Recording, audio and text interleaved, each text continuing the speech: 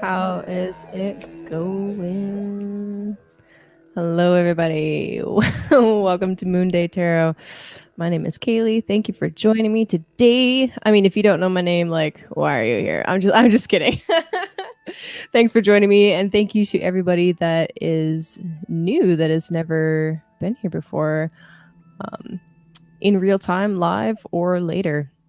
You are appreciated regardless.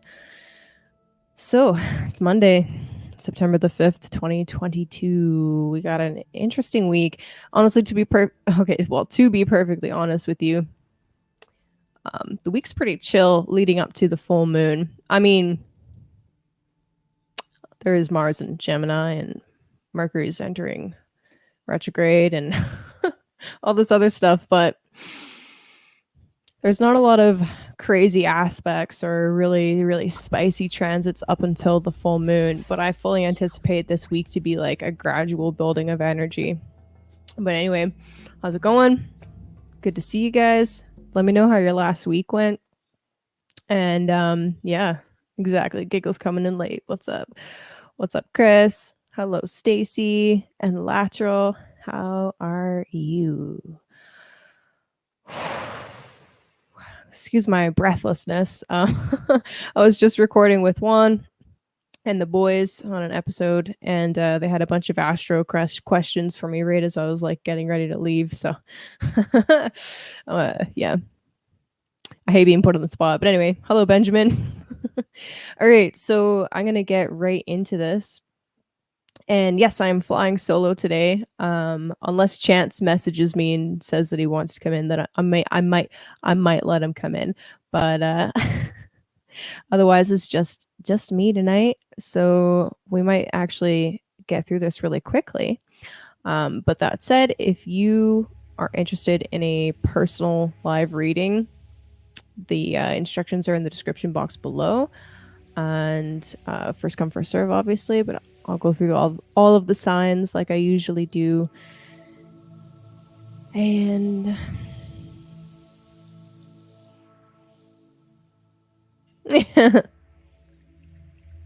come as you are, you know what I mean? Come as you are. Yeah. I'm just happy to be here. What's up, still standing? All right, what am I doing here? There we go. All right, let's talk about this week.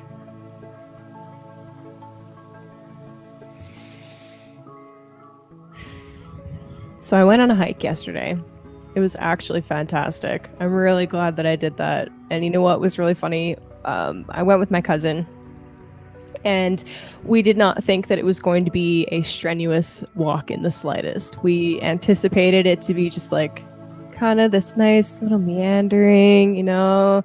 There's supposed to be a waterfall, and what's up, Shani? It's supposed to be like this waterfall and like this nicely manicured path. Well, we went to the wrong place.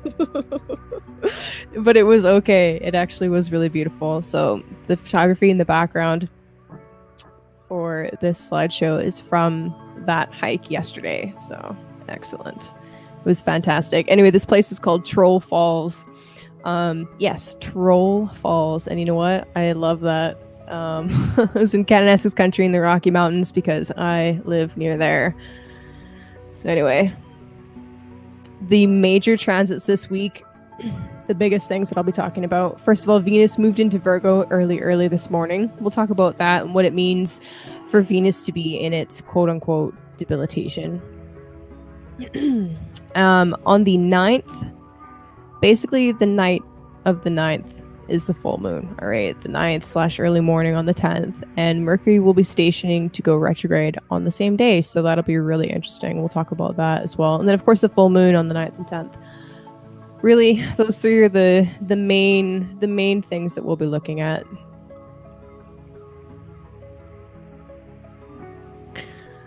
Monday, today, da, da, da, da, da, da.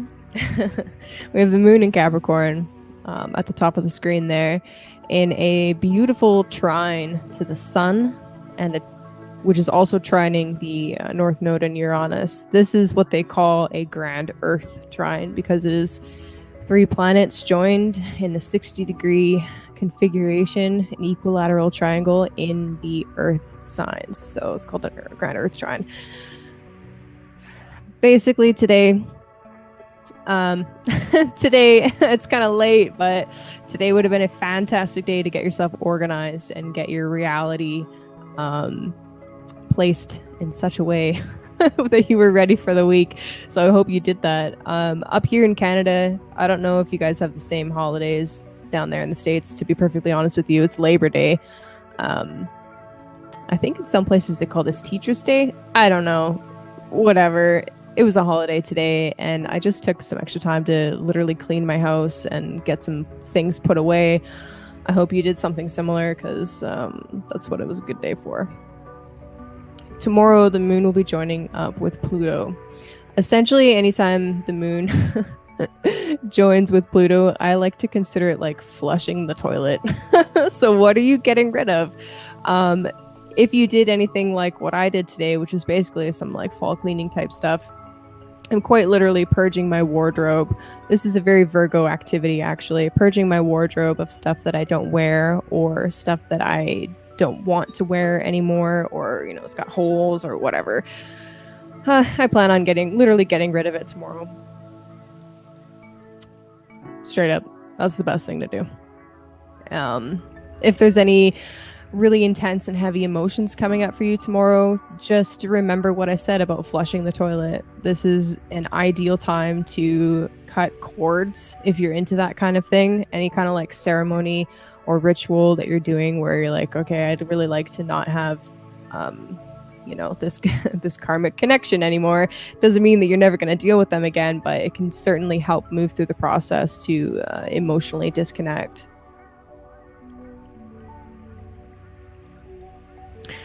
Wednesday, we have another grand trine, but it's in the air signs this time. Wednesday, we have the moon in Aquarius, making a trine to Mercury in Libra, and a trine to Mars in Gemini.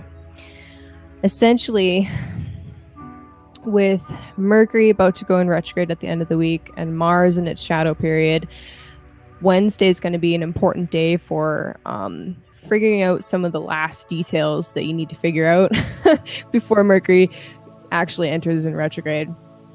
Anytime the moon is making a harmonious connection with planets like this is kind of like just hammering out the last details and getting the last bits of information and doing your last like filing, sending things away that need to be sent away. If there's nice. You're welcome, buddy. Yeah, if there's anything, if there's any like paperwork that you need done, I don't know. Some astrologers say to wait until after the retrograde period, once Mercury goes into shadow. I mean, I guess it depends on how superstitious you are, but also how important that is. I mean, take chances if you want, you know what I mean? But Wednesday would be a great day to hammer out some last minute details, like I said. And I anticipate that you'll see themes coming up that you'll be dealing with for the entire retrograde this week. So just pay attention. If you don't keep a journal, start. My humble opinion. All right, Thursday, the moon joins with Saturn. So there's nothing inherently bad about that. Sorry, just turning my music back on. There's nothing inherently bad or difficult about that necessarily, except for the fact that Saturn in Aquarius is really about controlling expression. So when I have seen moon join with Saturn in the past, and this, by the way, is right before the full moon, so this is important, okay? When I've seen this happen in the past over the last few months, days like Thursday are pretty much, they can be challenging, right? They can be can potentially be difficult. There can be some interesting friction that comes up, but if we're continuing along the theme of flushing the toilet and cutting cords and disconnecting from energies that are unhelpful, then moon joining with Saturn is a continuation of that theme and like the final nail in the coffin, hopefully. What's up, Michelle? Friday, as the moon moves into Pisces, we're getting ready for the full moon at this point. It's pretty much full. And the first aspect that it makes in Pisces is actually opposing Venus in Virgo. So Venus in Virgo, we do need to talk about that a little bit. 19, yes, Aaron, 19 nails, 19, or as many as you want, whatever. So Venus in Virgo is considered to be debilitated. Now, that is a scary sounding word for basically just saying that Venus doesn't necessarily perform as good as she could. But whether you want Venus to perform better or not is actually quite subjective. But anyway, Venus in Virgo to me talks a lot about really finding beauty and pleasure in things that are orderly. And especially if you consider Virgo to be about like things like sacred geometry and the perfection of nature, then Venus takes pleasure in that, in seeing those patterns fulfilled. I mean, of course, right? Exactly. Cut the cord, motherfuckers. Yeah, so anyway, my bad, I'm getting way off track. Anyway, Venus being in Virgo is not necessarily a bad thing. It's really my my analogy and little like anecdote about going through my wardrobe, that's Venus and Virgo right there, sorting out what works for you and what doesn't. And actually, you know what? Something that I just started doing was checking in with myself on an energetic level about the fabrics that I wear. I'm sure most of you here have heard about the sway test, right? Or muscle testing. I've started using the sway test with my clothes when I'm trying to decide, or if I'm not sure I want to get rid of something. I'm like, okay, well, hold it up to my chest, and I kind of like ask, I'm like, hey, is this a good thing for me to wear, or is this a beneficial thing for me to wear, or does my body want to wear this? And it's really interesting. I've been pleasantly surprised with a couple of things, and also a little bit disappointed in others. I have a couple of shirts that I really like, but they're crappy fabrics. You know, they're not very high quality. They're not organic by any means. And my body gave me a very, very clear no. I was like, okay, all right, I guess we're getting rid of that shit. So anyway, that could be an expensive way to go through your wardrobe, but you know what? a few items at a time, there's nothing wrong with that. Anyway, as the moon is moving into Pisces, we'll definitely be feeling this full moon energy from Friday. Exactly. Love yourself with your attire too. Facts. 100%. As the moon is moving into Pisces, we'll be feeling this full moon energy. Moon in Pisces has this distinctly ethereal quality to it. The Pisces Virgo axis is all about the specific physical techniques, Virgo, that help you to meet God, Pisces. Okay.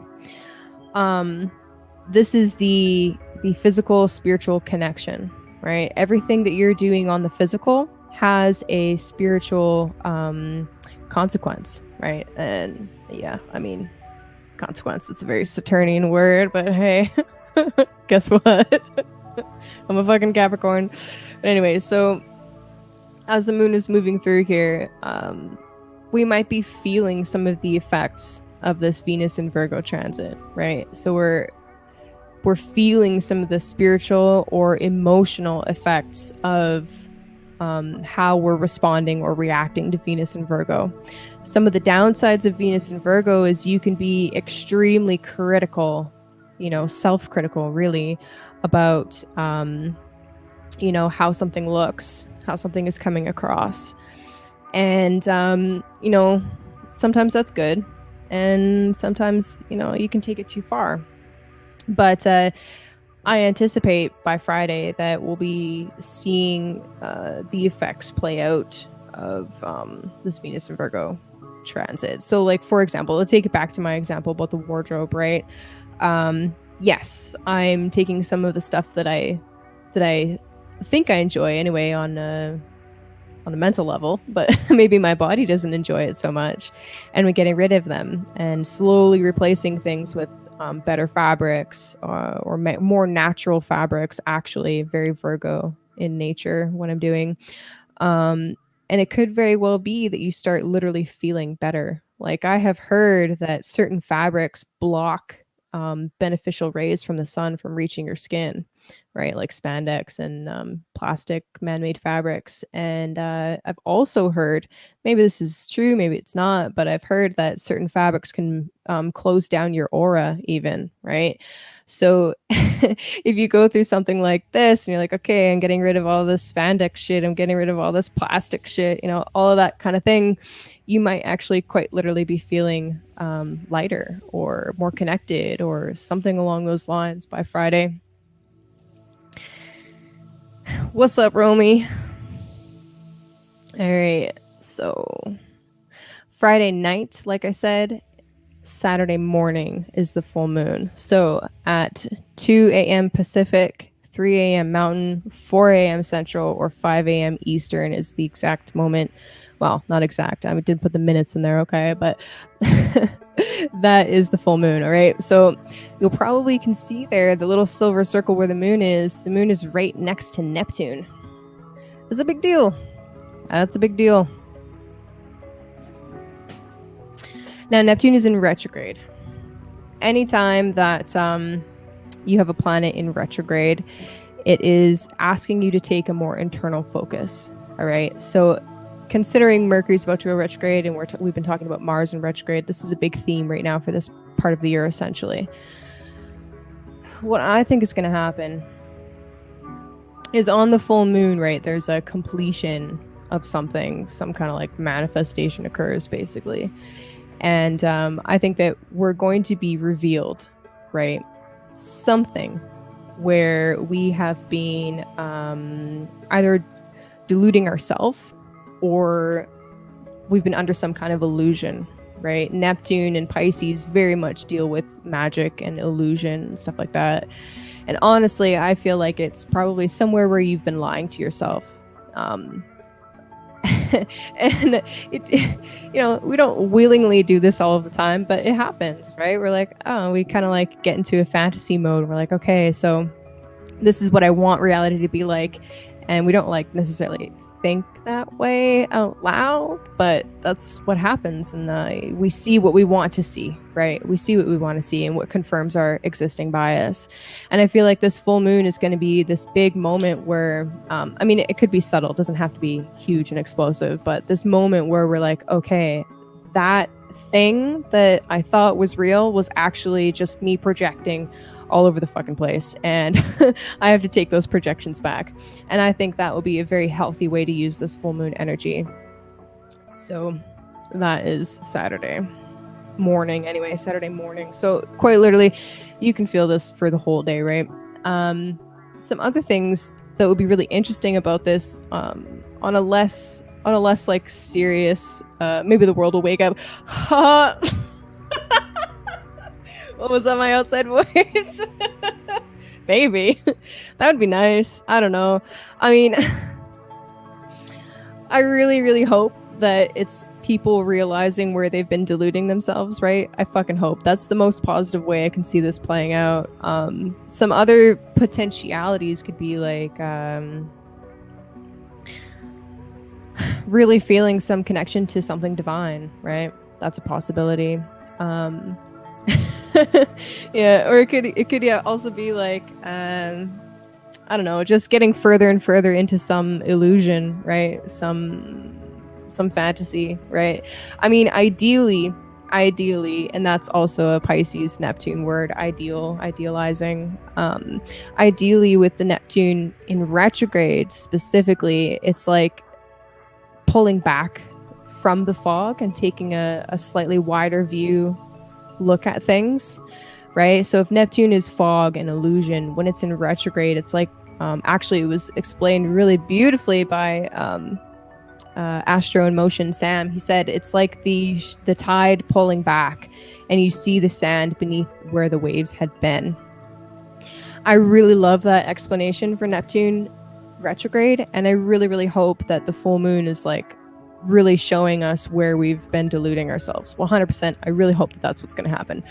Who knows? Maybe you could like just get further ingrained into something. Like, you know how when people run up against cognitive dissonance, and it's literally painful. It's literally painful to be confronted with something that goes against your existing beliefs. But some people are able to pull through that and really look at those beliefs. Some people double the fuck down, right? They double down and they're like, no, bitch, it's this way. Yeah, we'll see. So anyway, moving on. I didn't circle it, but if you look closely at Mercury in the sign of Libra on the right side of the screen there, it is now in retrograde. So on Saturday, let's just go back to Saturday. On Saturday, during the full moon, Mercury is stationing. What that means is he's literally coming to a stop, a standstill in the sky, and he's going to move the opposite way. So Sunday, moon moves into Aries, joins with Jupiter, and Mercury is officially retrograde. So Mercury retrograde, let's talk about that real quick. There's the mountains.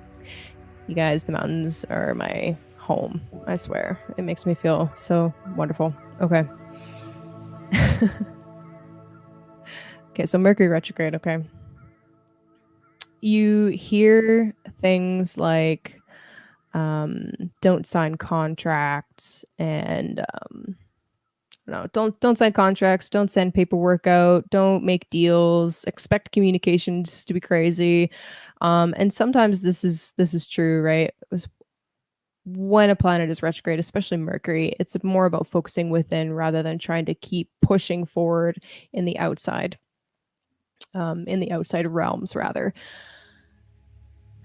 With Mercury now retrograde at the end of this week, and with Mars in the shadow period, I'm really seeing this as like needing to do extra planning for something. And as I go through these signs, I want you to pay attention to your rising sign specifically so that we can talk about what area of life you need to be like planning a little bit more closely. Now, with Mercury going retrograde in Libra, what's interesting to note about this, okay? So bear with me for the technical explanation. I'm going to try and make this easy to understand, but wherever a planet is falling, okay, so in this case, Mercury in Libra, it's also important to look at where that sign's ruler is, okay? So Venus is the ruler or the lord of Libra, right? Venus right now is currently in Virgo, which is a sign ruled by Mercury. So when we have this, where it's as if you were over at your neighbor's house and your neighbor was over at your house, right? So you're in each other's houses. This is called a mutual reception. And basically it's to bring it back to the example of you're in each other's houses. Like, have you ever seen that show? Not Wife Swap, okay? I know some of you are thinking that. No, gross, ew. House swap, right? So you're staying in each other's houses, but it's like you've got a direct line to each other. It's like, hey, bruh,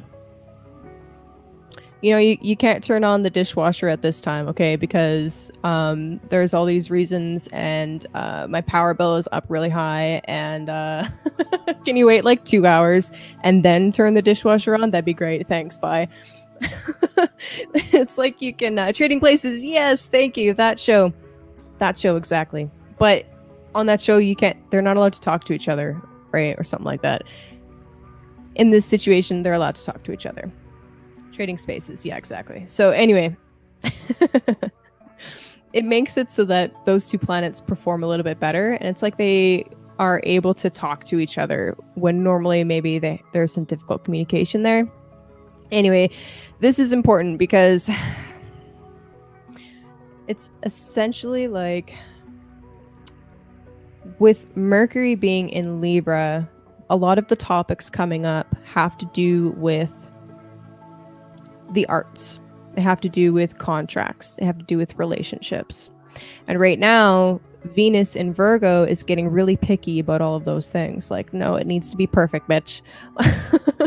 but Mercury, about to go retrograde, is basically like, okay, yes, I know it has to be perfect. You're right.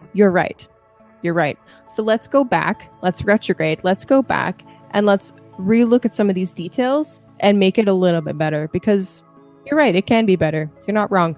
But like, it doesn't have to be perfect, okay? And normally Venus in Virgo is like, no, if it doesn't align exactly to due cardinal north, I don't want it. But Mercury's like, but like, is half a degree off okay? You know, like, does it need to be perfect? I mean, it does, but like, no, it doesn't, you know? Is it the end of the world if it doesn't align exactly? I mean, I guess it depends on the kind of ritual you're doing, you know what I mean? But it's okay if it's not the best there ever is, right? And I really feel like there was something that I was saying while we were on our hike yesterday, okay? Because, all right, my cousin, she drives this big truck and it's got a Hemi, okay? And she loves to go pedal to the metal. And I love that shit too, okay? I love that shit. Like, bam, bam. But the whole point of yesterday was to just enjoy being out of the house and just to enjoy the trip itself. We had a destination and a goal in mind, but it was more about just enjoying the going aspect of it, right? It was more about the journey rather than the destination. And I just kept repeating, like, this is something that I heard my teacher say. Basically, I was like, no, it's about the going. It's not about us getting there and getting to the top. That'll be a fun bonus, right? That'll be a fun side effect of this journey. But let's just kind of like try to like slow down and enjoy what we're doing and actually smell the fucking roses. And all of the roses, by the way, this time of the year, it's all rose hips. There's no flowers left, but regardless, fucking Venus and Virgo, oh my god. We had fun, okay? We had fun. So, as I go through the signs, and we talk about where essentially Libra is in your chart, and the things that you're going to be taking a second look at. My biggest piece of advice for this, what did I do to Rachel? I ate her. Just kidding. Just kidding. My biggest piece of advice for this entire period, basically, is to relax a little bit. Take a deep breath. We're not going anywhere very fast, all right? So just chill out a little bit. Especially you, Chance. Also, welcome. And I love you, brother. Yeah, no, Rachel's taking the week off. And she's allowed to do that. Okay. She's already channeling that energy of chill out a little bit, okay? I love it. Okay, my friends.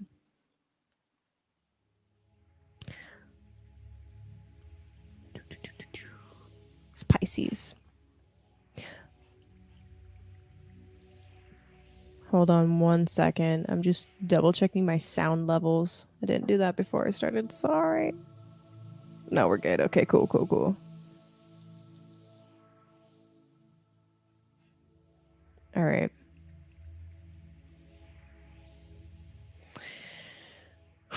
Which deck should I use tonight? I brought both of my tarot decks. Should I use the super serious hermetic deck? Or should I use the Druid Craft? Do you guys have a preference? I'll let you guys choose. If it gives me attitude, though, we're switching decks.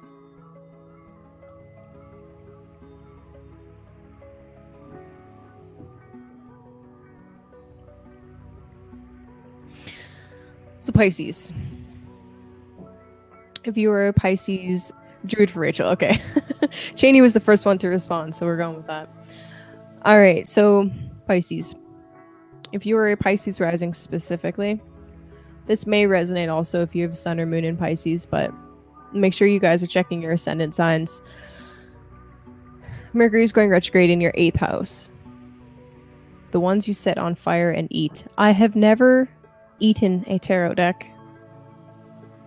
That sounds fucking badass, though. I'm not gonna lie. That sounds fun. We were just talking about that, though. Oh my god. Okay, so anyway. Mercury's retrograding in the 8th house. 8th house themes include things like shared resources and shared projects. It's the occult. It's the hidden places. Death and taxes. When it comes to a Mercury retrograde in the 8th house, you're going to be looking at shared finances, especially, I believe. Shared finances or resources that are outside of your direct control, right? You could even be like having to go back over your taxes if you are a person that still pays taxes. Just, yeah.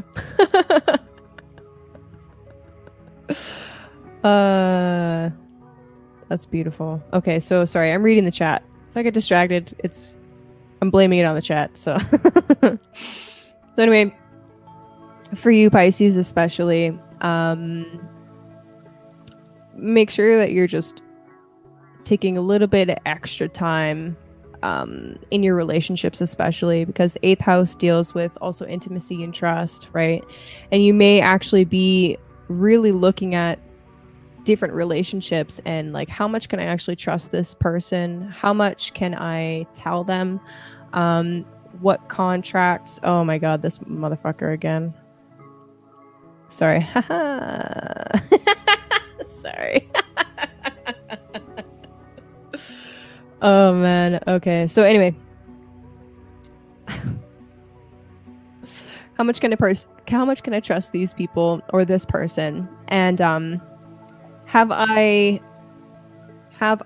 said too much in this relationship? Like, have I communicated too much?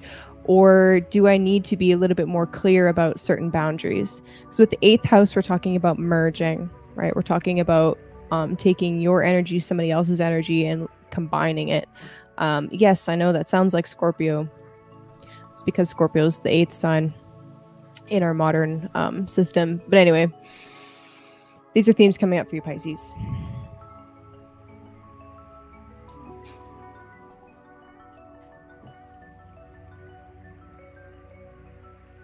Remind me what info I need for a card.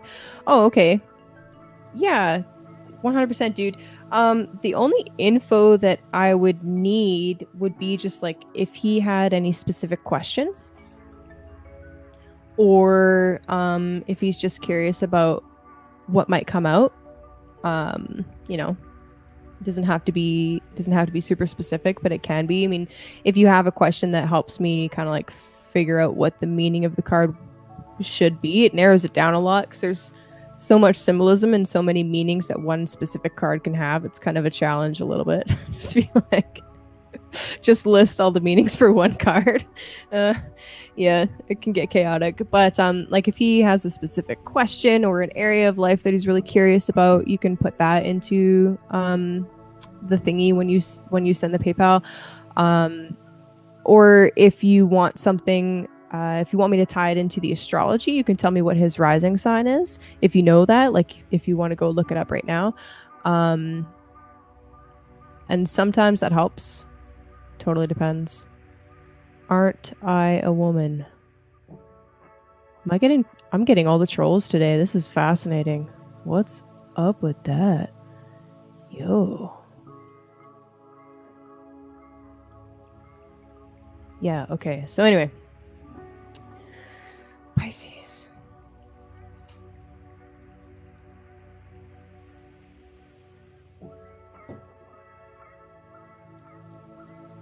If anyone's curious, I've got yarrow tea on the go.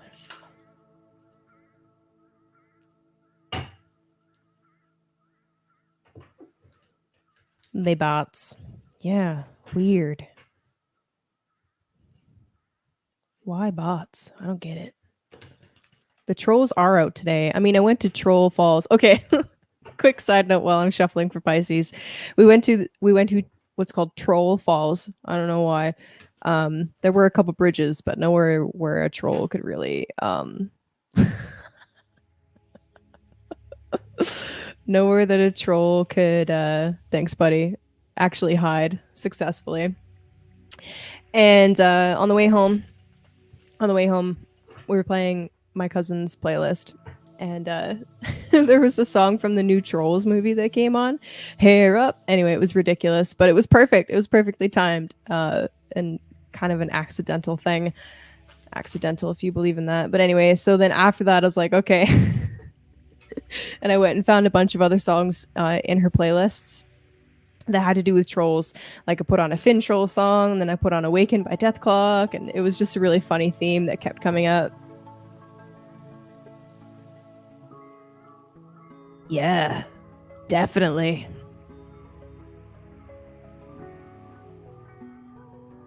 Fucking trolls, man. Okay.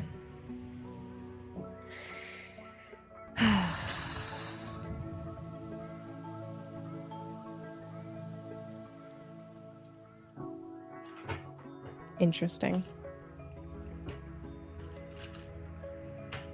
All right, Pisces, my friends. What do you got for the tarot? That one really wanted to come out. Oh, we got the star. Interesting. Okay. So the star can be about it can be about building community. It can also be about feeling refreshed, and trying to find ways or embracing different ways that help you feel cleansed.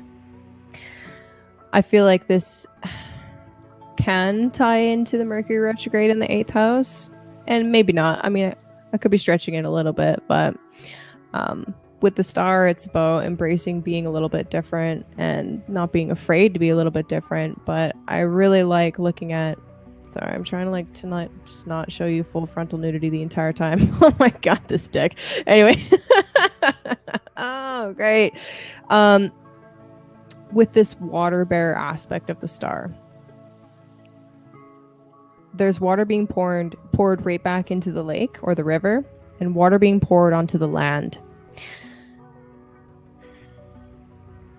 For you, Pisces, this is about connecting both emotionally and practically with your surroundings, I feel. This is about making sure that you have some balance there. When we're talking about the 8th house, and we're talking about it being for you, Libra, and with this Mercury retrograde, are you giving to yourself as much as you're giving to other people? Libra, the archetype of Libra, has this tendency to sacrifice everything in the name of harmony. But here's the thing. If you are trying to keep everything in harmony around you and you're ignoring yourself, you know, shit starts to break down. It's really necessary to find a balance there. And I feel like the star really illustrates this beautifully. So keep that in mind. Ooh, I love that. Underneath Pisces, you have the 8 of Pentacles. So here's you working away at something that's physical, right? Perfecting something. This to me is the first decan of Virgo, actually. So this is really about doing something over and over again in a repetitive way until you've perfected it. So while you're doing that, while you're working on those things, just make sure that you're taking time for yourself. So, dude, 100%. That's my favorite part.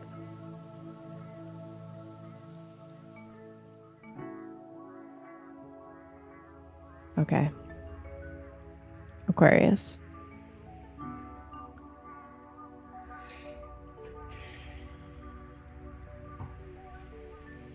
So Aquarius, for you, Libra is your 9th house. So a Mercury retrograde starting in the 9th house is, well, the 9th house, where for you, the topics will be about teaching and disseminating information, publishing specifically, and maybe some of the details of what you're trying to teach or the information that you're trying to get out to the public, or even some of the beliefs that you have around what you're trying to disseminate to the public. Oh, nice. It's all good, Jenny. You're just in time. Maybe some of the beliefs that you have are even shifting a little bit, and it'll be necessary to go back to the drawing board in some way to be like, okay, well, maybe there's some details that I've missed. So as Mercury is doing his old retrograde cycle and going back, not regressing, it's not the right word. I guess he's kind of regressing as he's going back into Virgo. Basically, for you, it'll be about really digging deep and trying to see what inside of you needs to be looked at, so that when it comes time to move forward again with whatever it is that you're trying to teach or put out to the masses, or learn, really, because the 9th house can be about learning, that you've really taken some time to dive into your own psyche, really. And organize things in there. Like, when was the last time you went through your filing cabinet? You know, how many years do you need to keep those papers before you can get rid of them? You know, that could be accurate for Pisces too, but I really feel like when it comes to the 9th house for you, Aquarius, some of that stuff that you could still be holding on to may very well be causing you to have conflicted beliefs or conflicted ideologies, basically, and it's confusing your message.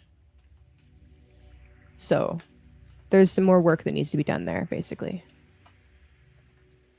And we got the moon. So Aquarius, you got the moon. There's something hidden. There's secrets. So yeah, as Mercury turns retrograde in your 9th house, you may quite literally need to take a step back from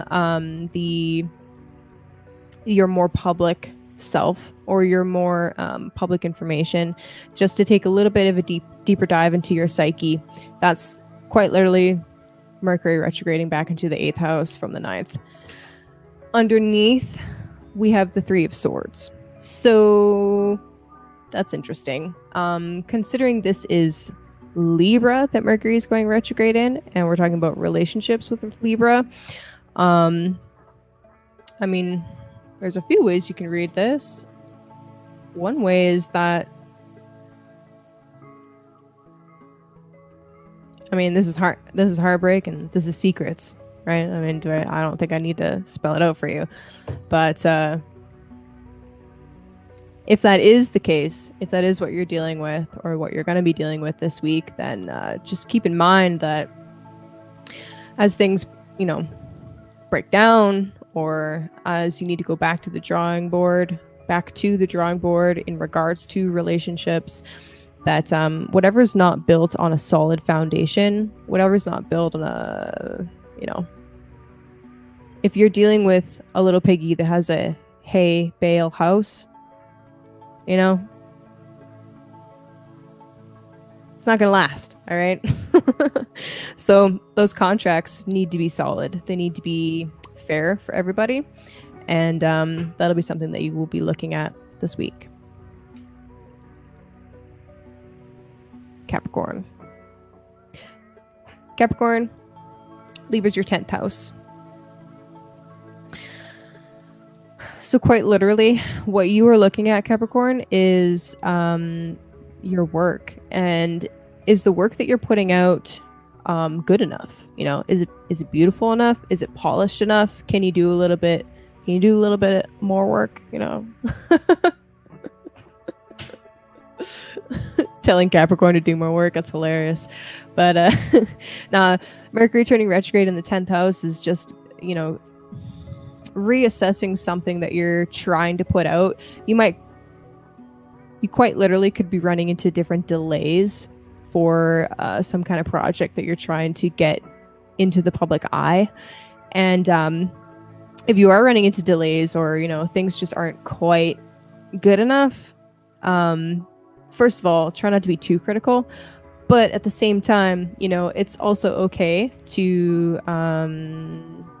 go back and redo something if it needs to be redone, right? Like, you can always do more work, Michelle says.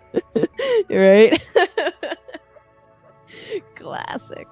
But yeah, so it's okay to go back and redo things and try something different, especially if you tried something new and different and it was just not quite right? That's okay. All right, Capricorn, you got 2 cards. So we got the King of Wands and the King of Cups and the 3 of Wands. Okay.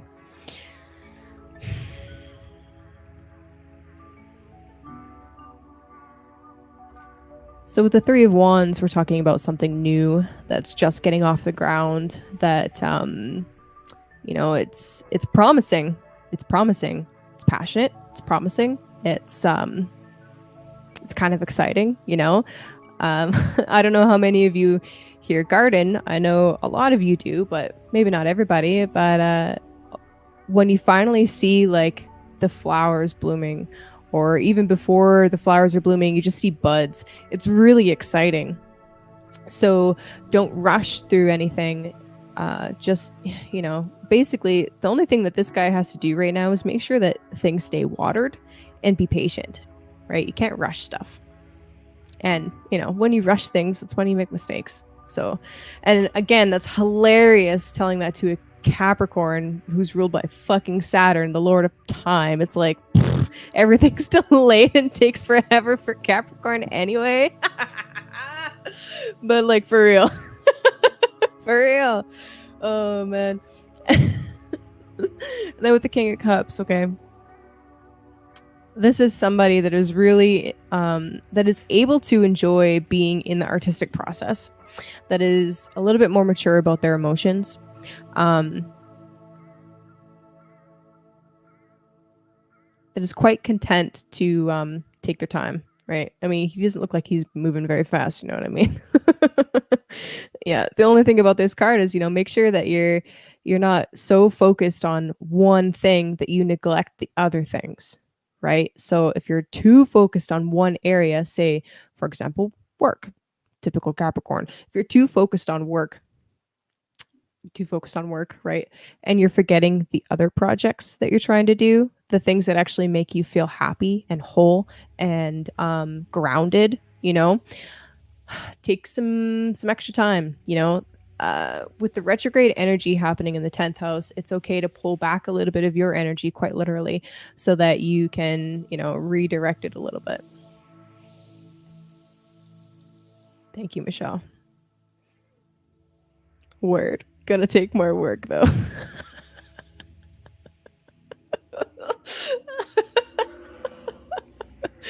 Yep. Accurate. Oh man. Love that. Okay. Sagittarius. Look, I'm fucking whipping through these. Oh man. Okay, Sagittarius.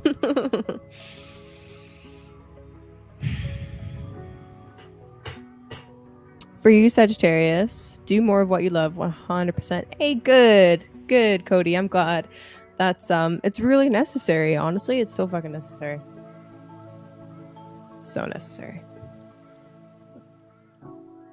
I'll tell you guys a little something before I go on to Sagittarius, all right? So I have several projects on the go, all right? I've got my Monday thing, right?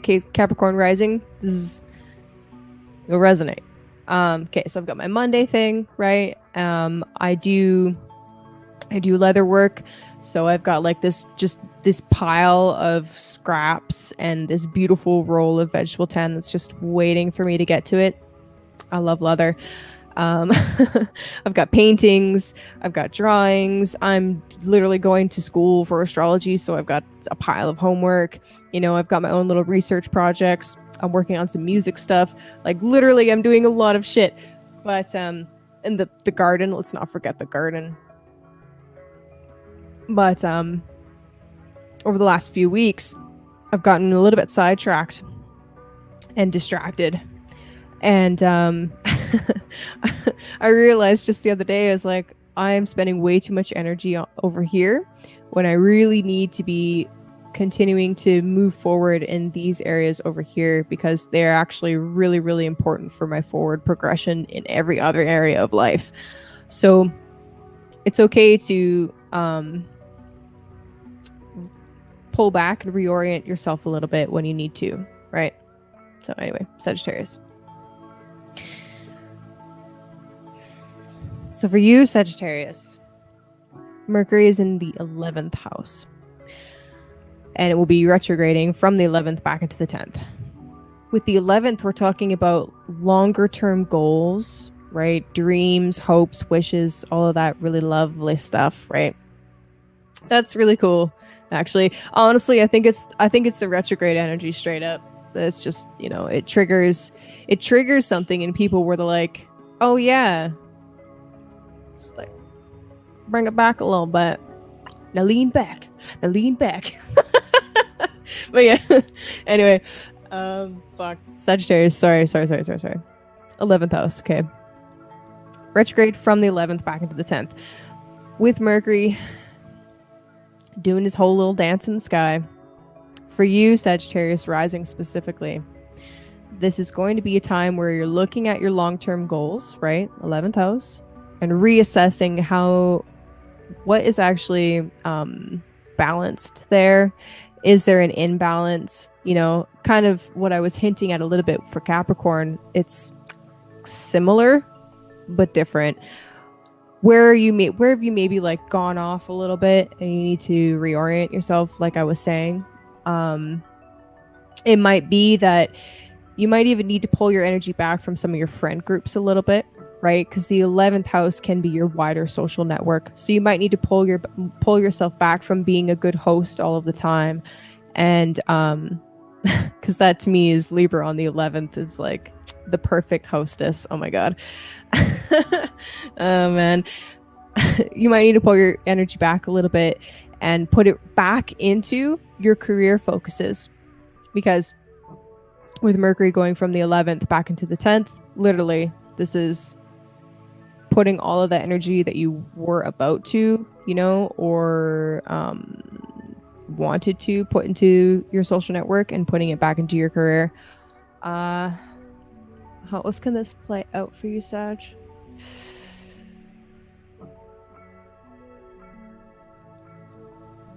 You might be feeling especially critical or judgmental even about some aspects that have to do with your career or your public image in general. And that could be, you know, the thing that triggers putting more focus back there, right? So anyway, I didn't shuffle, sorry. Oof.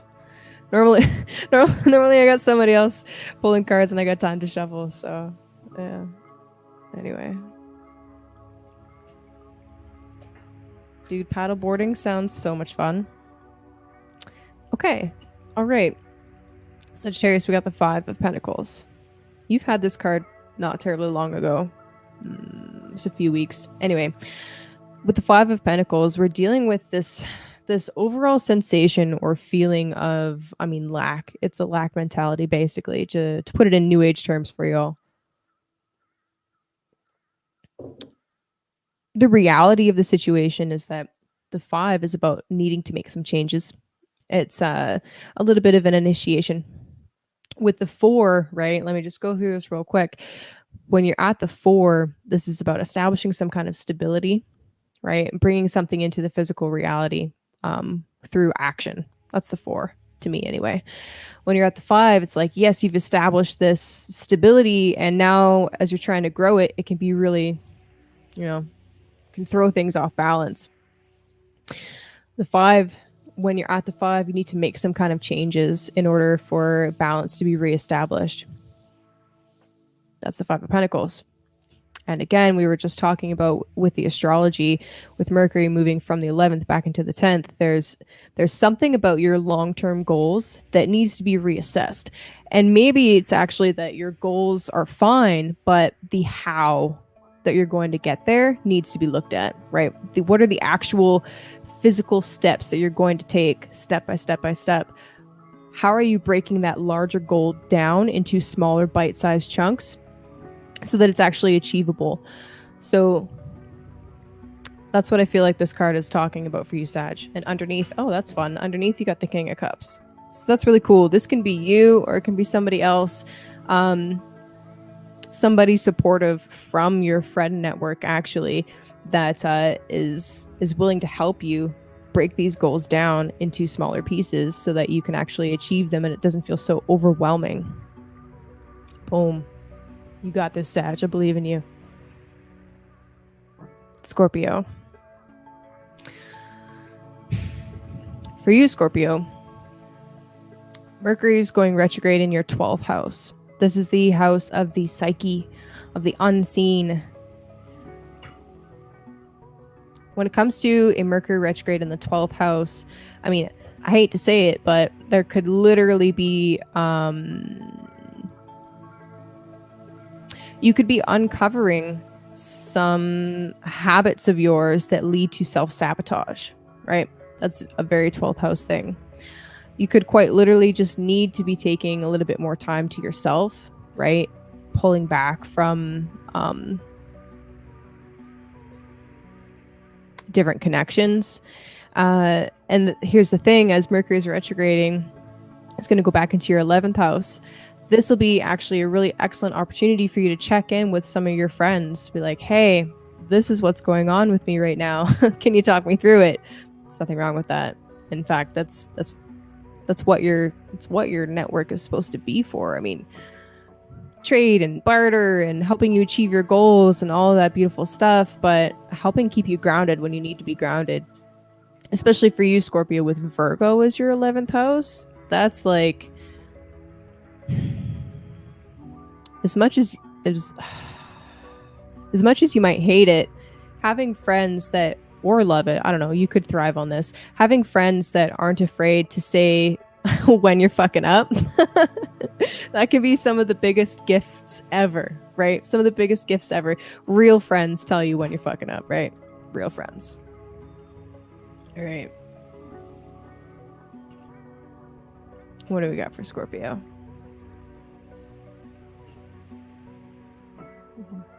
The deck does not want to shuffle. Come on, man. All right, keep your secrets. Oh, man.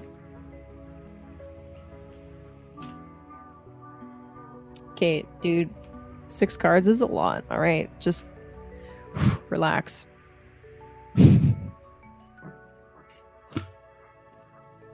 Again, that's like 6 cards. The fuck?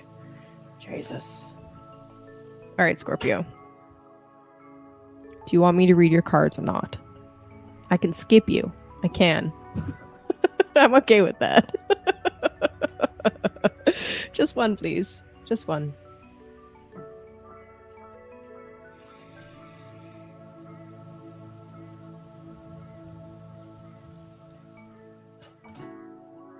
Thank you. Okay, y'all, this is the 3rd time this card's come out. Scorpio, this is your card. The fuck?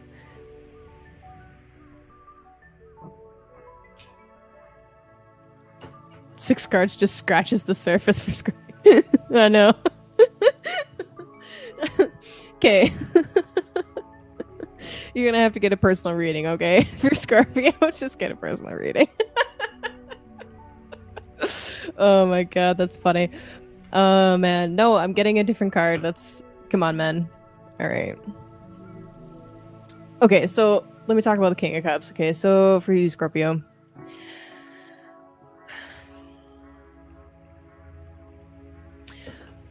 With Mercury like dipping into the 12th house before moving back into the 11th, this can be getting lost in fantasy.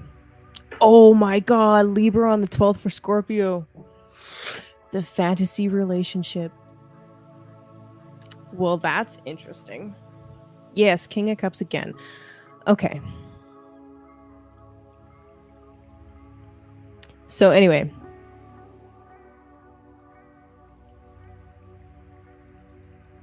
With Mercury turning retrograde from your 12th house and going back into the 11th, it can quite literally be revealing to you where you're giving up your own power or where you're losing energy. And again, I mean, I already talked about self-sabotage, but this could actually be talking about needing to develop some emotional maturity, right, at this time. Oh, okay. And then the Princess of Cups. Alrighty. Scorpio, what the fuck's going on? What the fuck? That's really cool. Pregnancy? I don't know. Anyway. So the King of Cups and the Princess of Cups. Huh. It could be that you're presenting as this, right? You're presenting as having all of your shit together and doing all of the things and getting all of the points. I mean, that's not really a King of Cups. It's more like fantasy relationship with Libra on the 12th house for Scorpio. That's what I'm talking about. So anyway, this could be how you're presenting, right? But this could be the reality. And it's okay. It's okay to be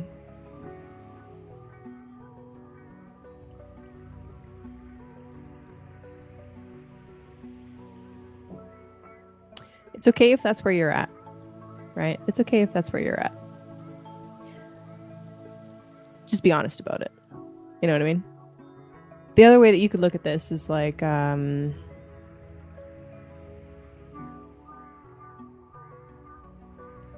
don't know. I feel like this protective kind of energy, like you're showing up as this on the surface because you're actually really vulnerable underneath, right? There's actually this extreme sensitivity there where it's like, if I show up with this armoring, like literally this feels like armoring, like Reich's description of holding on to emotional energy or traumatic energy or whatever. This feels like armoring, where it's like, this is how you're showing up, but like underneath, there's actually this beautiful and sensitive and gentle energy. So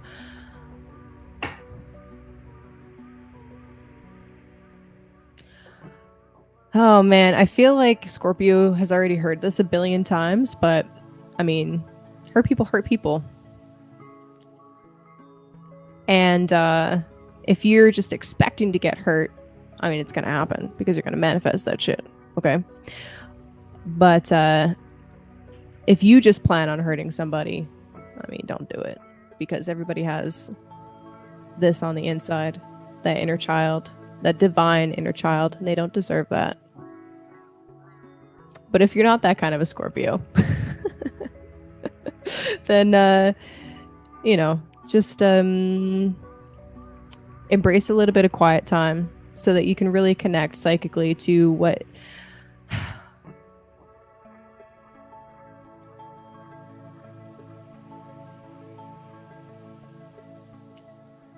connect psychically, emotionally, and artistically to some of your longer term goals. Right? Really take this time to dive in deep to what your subconscious patterns are that are sabotaging you. Because they're there. They exist. Everybody's got them. Mercury going into your 12th house and then dipping right back out again. This is a fantastic opportunity to really take a really close look at that. Okay.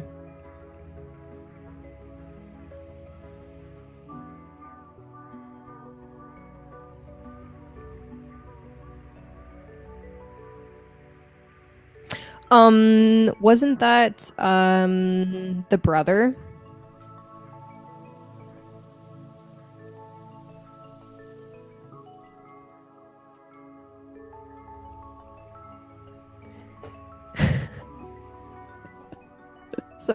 Sorry. It is a tough gig.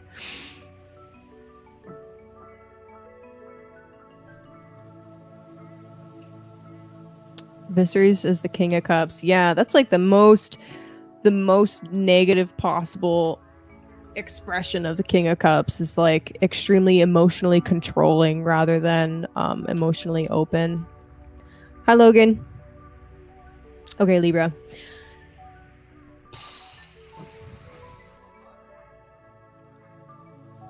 Libra. So, Mercury retrograde in your house, in the first house. The first house talks about the body, the self, your path in life. There could quite literally be things about your looks that you want to change your mind on. That's okay. That's cool. Do that. Mercury going into retrograde is the time for you to test out new things. Exactly that. So don't be afraid to experiment a little bit and play around with how you present. And even just try a bunch of new things out while Mercury's in retrograde. Yeah.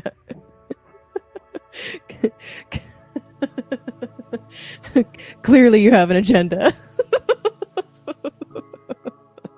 Oh man, sorry dude. Yeah. And that sucks. Like, sometimes that's the person that's been hurt, right? That sees those things.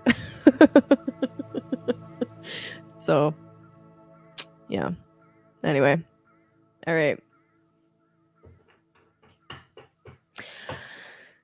For you, Libra, as Mercury goes back into your 12th house, which is Virgo, somewhat similar to what I said to Scorpio, it could be really helpful to take a look at some of your subconscious motivations, some of the underlying beliefs that you might have that cause you to act in certain ways.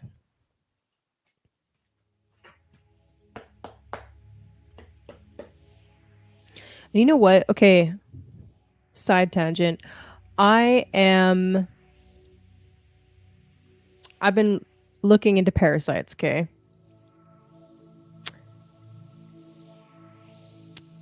Yeah, never mind. Fuck.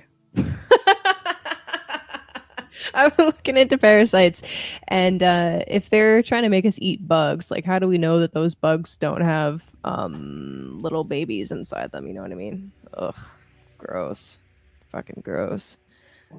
That's dark side Scorpio, the archetype, not the people.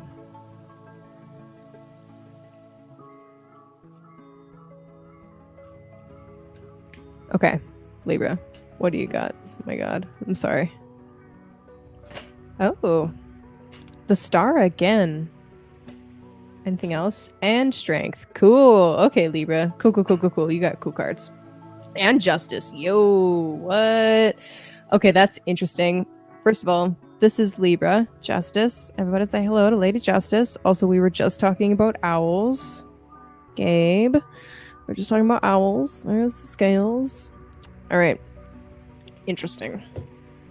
And these two cards, this is Leo and Aquarius. So, true to Libra design, we're talking about balance.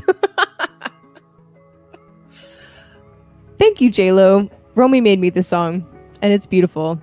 And I extremely appreciate him for that. It's fucking perfect. Okay, so anyway, we're talking about balance, Libra. Surprise, surprise. Who's fucking shocked? Not me. On the one hand, we have trying to live in a heart-centered, top-hopping kind of way where we are ecstatic about life and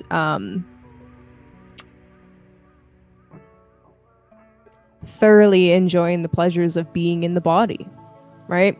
Thoroughly enjoying being on this earth and taking care of your own needs and channeling that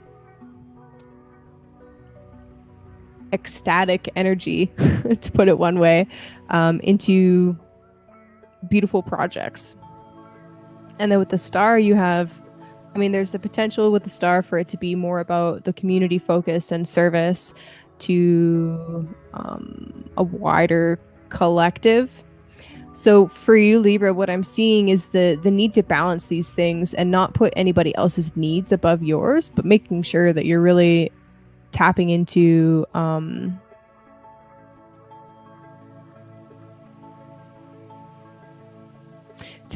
where you can find that balance. Like, what is the most loving thing that you can possibly do? And it's take care of yourself. Not to the point where you're, being narcissistic about it and only paying attention to yourself. But like I said, with Libra, I mentioned this already, there's the tendency for the Venus archetype, for the Libra archetype, to sacrifice everything in the name of harmony and just maintaining harmony and not rocking the boat. The cards you're getting right now underneath, you've got this Justice, which is balance, right? She's balancing mercy and severity. She's walking the middle path. She's not going to one side or the other. She's staying in the middle. She has to stay in the middle in order to be an arbiter for truth, right? You can't be biased. And then your cards that you're getting is like this cooling and refreshing and supportive energy on the one hand, but also basically the pleasure principle, balancing these two things out. I like that, Libra. I like that a lot for you. So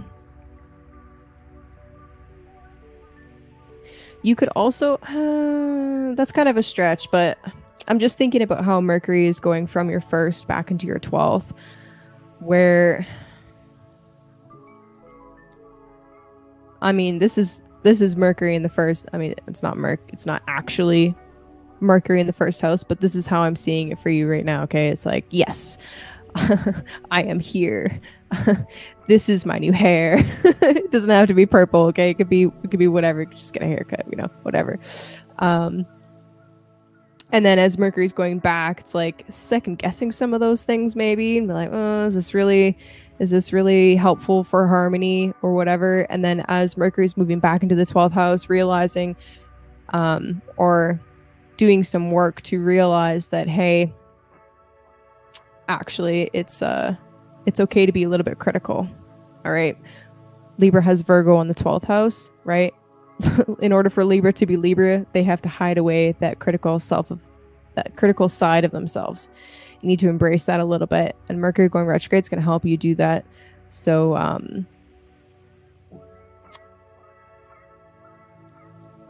yeah, you can just be a better person overall. Okay. I believe in you, Libra. You got this. And also these fucking beautiful cards. Okay. 3 major arcana. Wow. I feel like there's something else that I need to say about the star, but that's what it is. You can be way too self-critical, okay? As Mercury's moving back into the 12th, but you need to be a little bit eclectic and different and embrace that, okay? Especially with Uranus transiting through the other Venus sign, Taurus. It's okay to be weird. Let yourself be weird. And if it rubs some people the wrong way, fuck them. Fuck them. Virgo.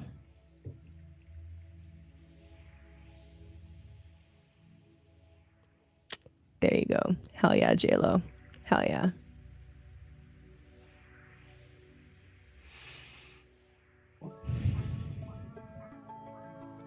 Sweet. Get him. Get him. Okay. Virgo. For you, Mercury is going from your second house, Libra is your second house, back into your house, the first house. So essentially, this is actually really straightforward. It's just about reassessing your resources and making sure that, Ren fairs are so much fun. Oh shit, I love that shit. Okay, anyway, just making sure that you're spending things wisely. That your spending is wise, that you're budgeting, the Mercury retrograde period is going to help you like reassess where you might be like bleeding money, so to say. Also, I mean, on the more esoteric and spiritual side of things, the second house is about our values. So you could quite literally just be looking at some of the values that you currently hold. And I mean, do they still serve you? Are they still helpful? Damn. In Virgo, you got the 10 of Swords. So the 10 of Swords, what's important about the 10 is that this is an ending. It's the end of a difficult period, right? The 10 is the culmination, the manifestation. And I mean, we do have the full moon in your 7th house on the same day as Mercury turning retrograde. That does imply some kind of a manifestation and completion of something in the 7th house, something to do with partnerships.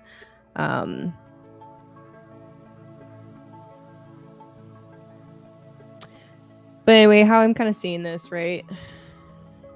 Nice. 7 of Pentacles underneath. How I'm seeing this is these are the realizations that you're making about how inefficient your spending might be. And the realizations that I was hinting at for the full moon, maybe you're realizing actually where your partner is not, I don't want to say sabotaging you, but maybe it doesn't, people don't have to be doing it with malicious intent for it to be a thing, right? Like it could be a subconscious thing. They don't even realize that they're doing it, but there you are still dealing with the fallout or the consequences. So anyway, 10 of Swords. The full moon's going to help you see where you've been deluding yourself or where you've been deluded, especially in the realm of partnerships. And then the Mercury retrograde is going to be like, okay, this spending here has got to stop. This subscription over here, cut it out. Fuck it. This thing over here, not necessary. Get rid of it. And the Seven of Pentacles as the underneath energy, this to me speaks of delayed gratification. Right? You do not harvest the mistletoe until it is time to harvest the mistletoe. You don't do it early. You gotta wait. Sometimes that waiting can be difficult, right? Sometimes it can feel like it's kind of fucking savage. But that delayed gratification is going to pay off in the long run, especially once Mercury turns direct again. So pare back things, tighten the belt a little bit, and just take comfort in the fact that this too shall pass.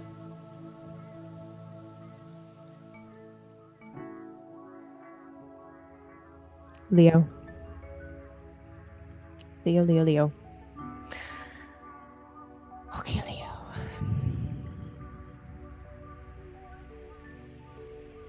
I'm glad. Thank you for your reflection.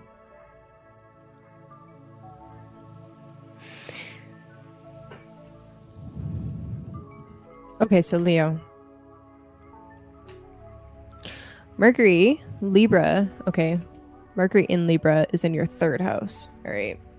Third house is communication, siblings, your neighborhood, writing, things like that.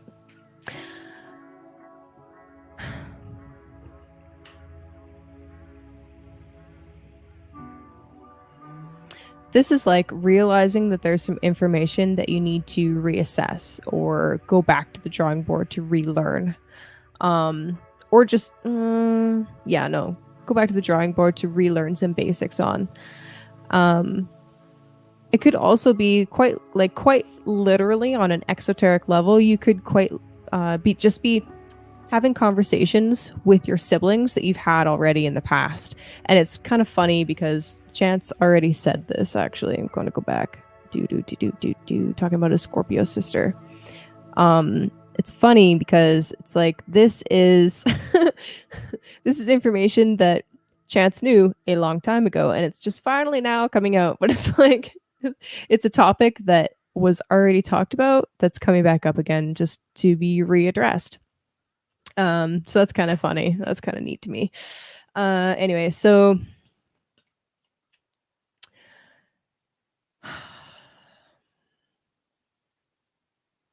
you might find that there is,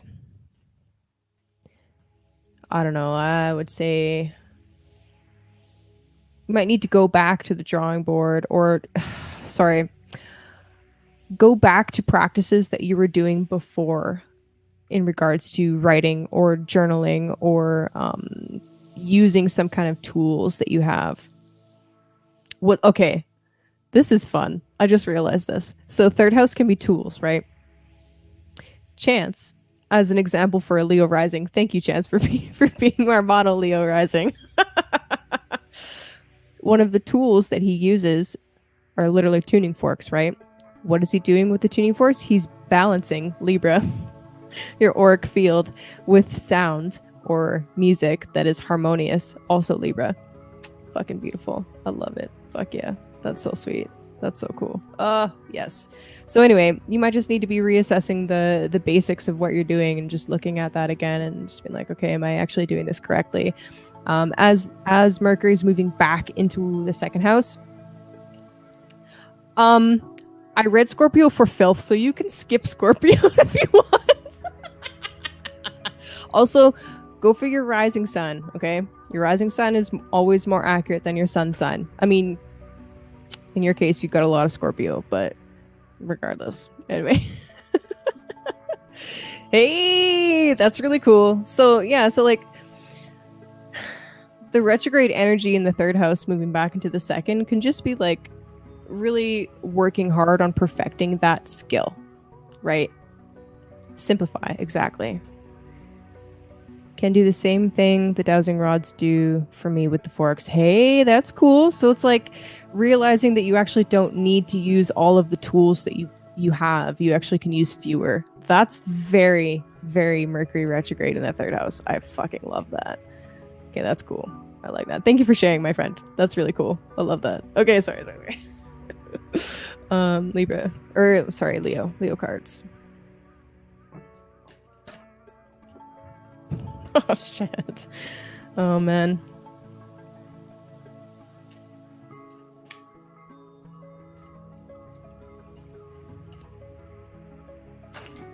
Aha, Leo.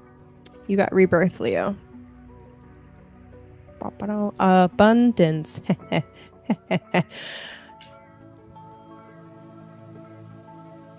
This is like the world card or the universe. No, the universe card.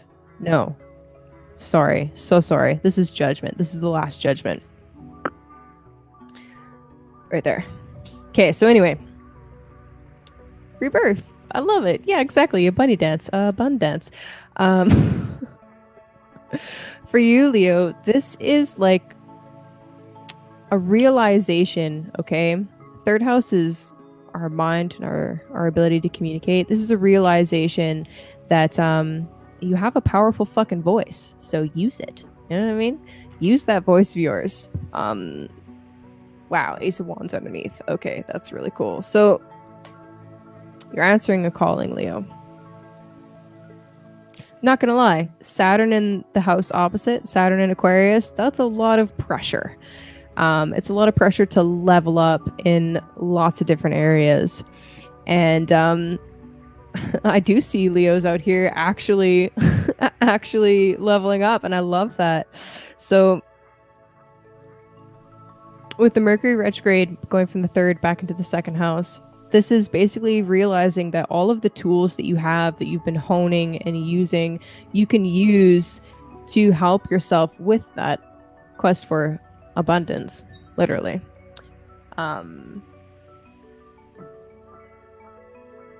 Sweet. Hell yeah. With Ace of Wands underneath, that's fucking beautiful. That is some beautiful fucking energy. That's like opening up and accessing a whole nother channel of power that you didn't even realize was available to you. I love Chance's example of simplifying things and realizing that you don't need as many tools to do the work that you were doing before. That's fucking fantastic, and I don't think anything more needs to be said. Exactly. Opening up all new kinds of channels of power. Cancer. Okay, Cancer.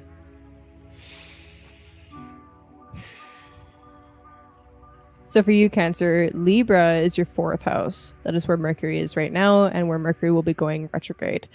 So for you, this is about your home life, your family, your private life. Okay. There are relationships at home that need to be addressed. They need to be talked about. You know, there might be issues coming up that just really need to be looked at.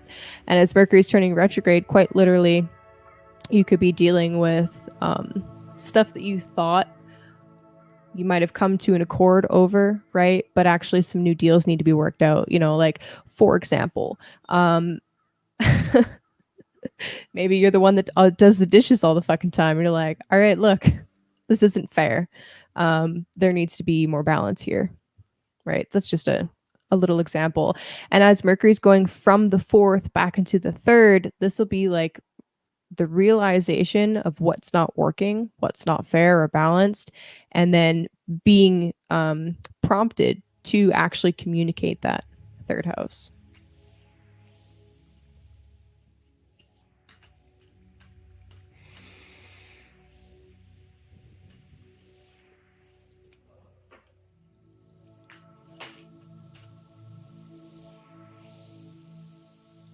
I like that.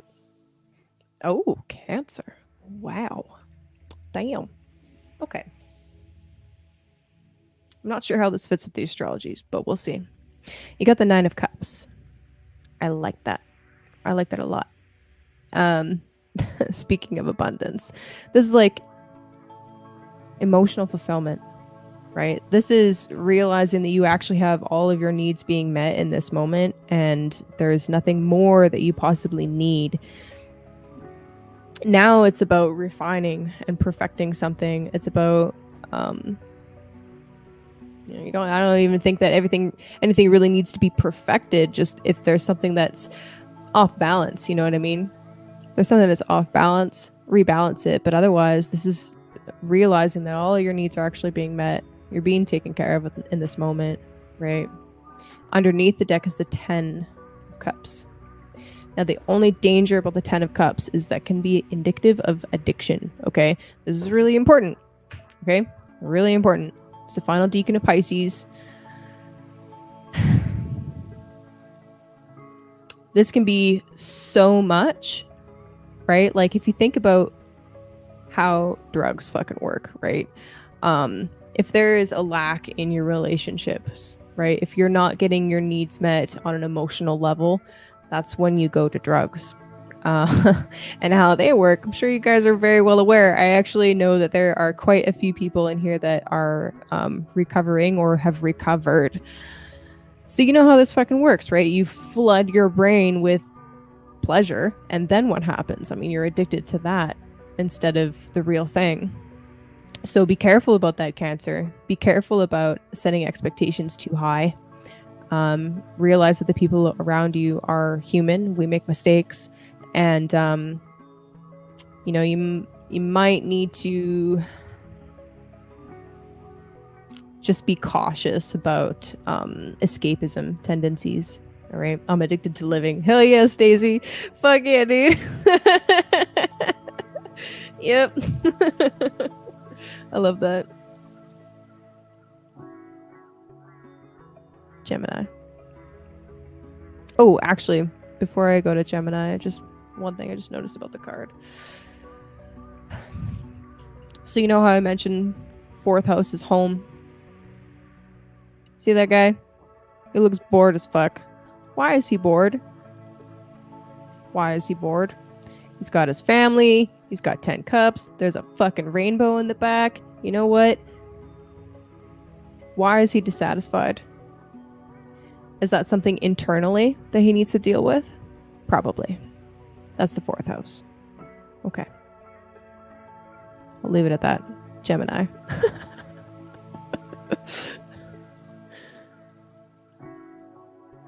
I'm not trying to be savage today. I swear. Gemini. Oh, man. Yeah. Okay. Good. I'm glad it was fucking accurate. Sometimes I say things and then I'm like, oh, that was mean. Gemini. How you doing with Mars in your house? I hope you're doing okay, Gemini. Oh, God. I just dropped all out of the deck. Okay. Okay, we're good. We're good.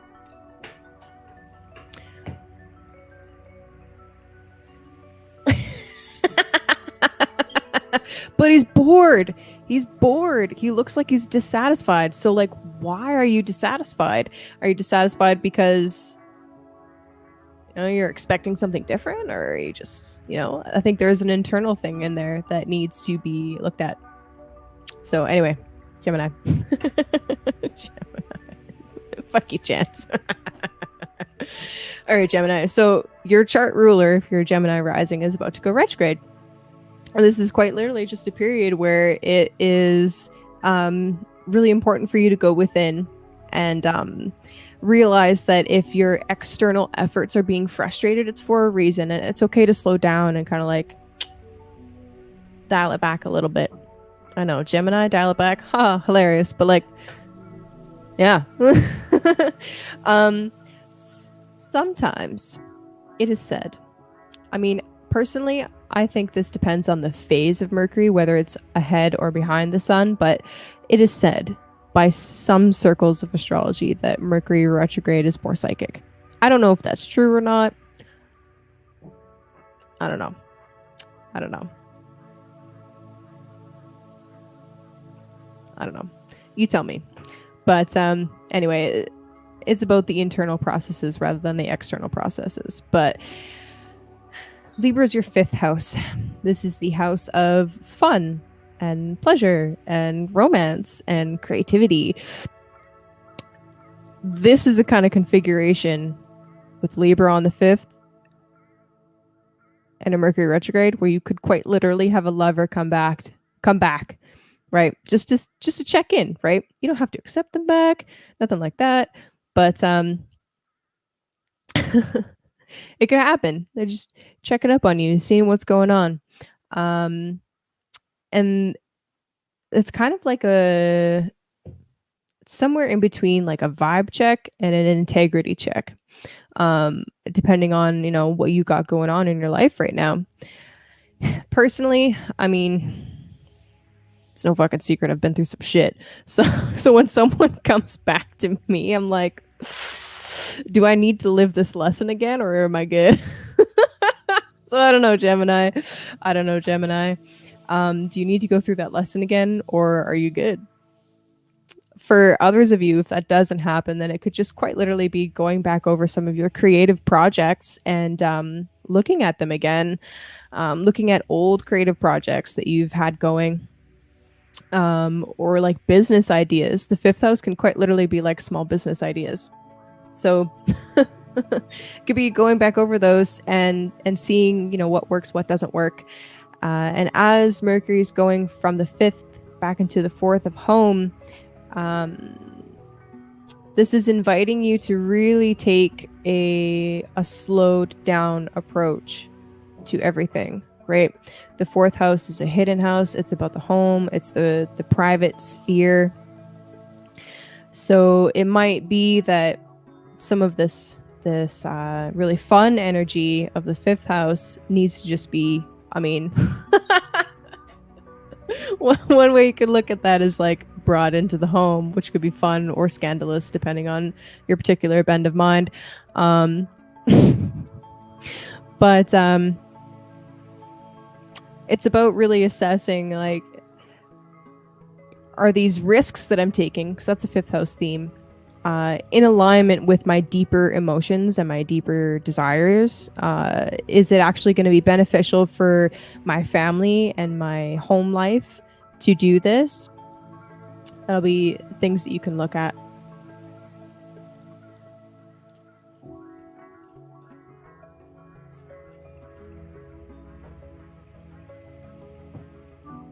Damn, son. What the hell, Gemini? Okay, so Mars is showing up to your reading, Gemini. Surprise, surprise. There's the Tower. And the King of Swords. I almost said every suit except swords. With the Tower and the King of Swords, this is the need to, like I said, slow it down and be a little bit more discerning about who you allow back into your life or who you allow into your life in the first place, right? Being a little bit more detached, maybe, emotionally. And I feel like this is using that Martian power that's currently in your sign and really cutting out the activities, 5th house, the hobbies, 5th house, that might have seemed like lots of fun, but are actually throwing you off balance. I actually really like this for you. I really, really like this for you because you don't have to do it in like a super confrontational way. It can be, I mean, this Tower card can be much more subtle than that. It doesn't need to be in your face, unless you need to be in somebody's face. You know what I mean? Depends on your situation right now, but that's what I got to say for you, Gemini. Taurus.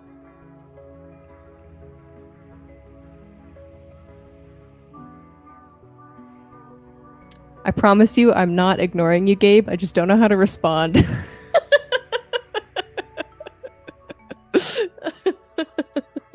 Oh, man. All right. So Taurus. Libra's your 6th house.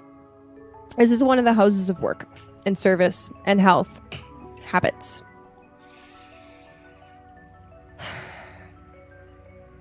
A Mercury retrograde happening in the 6th house could be reassessing your daily habits and what's working, what's not working. The 6th house can be your employees. So if you're somebody that owns a business, you could quite literally just be going through a turnover in employees, like literally Mercury retrograde in the 6th. That could be it.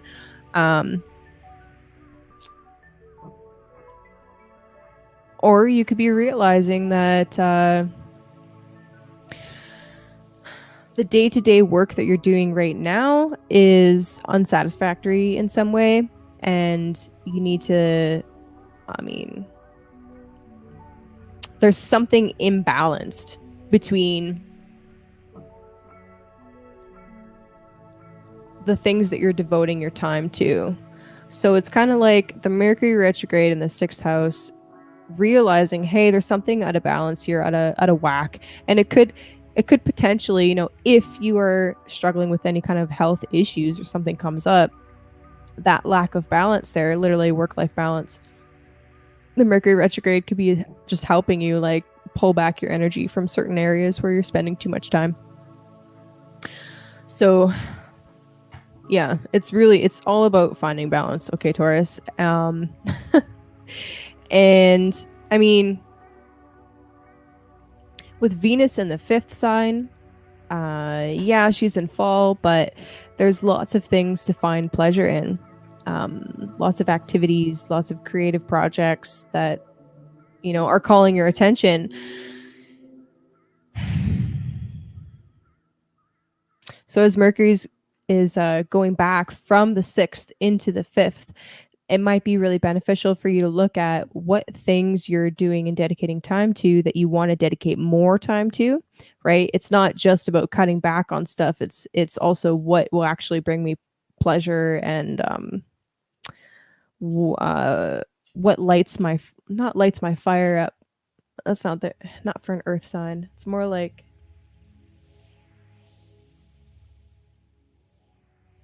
what helps me feel what just helps me feel good about myself, right? That's a big theme. That's a big theme for the retrograde. So the retrogrades for everybody. What actually makes you feel good?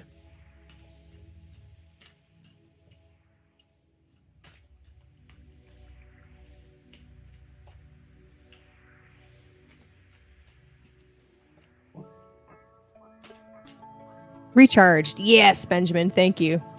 I should just have a thesaurus open just all the time. Okay, what's that one? The 5 of Cups. Damn. And the Princess of Cups. Okay. So Scorpio, your partner sign, also got the Princess of Cups. So that's interesting. Okay. With the 5 of Cups, all right. Here we are dealing with some difficult, emotional stuff, right? This happens periodically, right? Everybody goes through lows and highs, okay? It's important to allow yourself to move through whatever this is and release it so that you can go back to enjoying the other beautiful stuff, right? With the Princess of Cups underneath, I fucking love this card. Like, she's so serene. With her being underneath, this is like the promise of what's to come when you're finished moving through this grief, this loss, this, whatever it is that's coming up for you individually. And just like good old Benjamin said, when you're done moving through that, this is feeling recharged. This is allowing yourself to feel recharged, or allowing yourself to feel pleasure in something, right? Especially with your chart ruler, Venus, being in your 5th house. That's Venus's joy. So let me just talk about that real quick, okay? So yes, Virgo is supposed to be the debilitated position for Venus and blah, blah, blah. guess what? The 5th house is Venus's favorite place to be, because Venus is about pleasure, and the 5th house is about pleasure. It's about play. It's about fun. Okay, so there's things calling your attention that, especially with the sun there too, there's things calling your attention that are fun. And right now you might be really focused on work and stuff, and that's totally cool. As Mercury is going into retrograde at the end of this week, like I'm saying, you know, move through whatever's got you stuck, because there is something that's really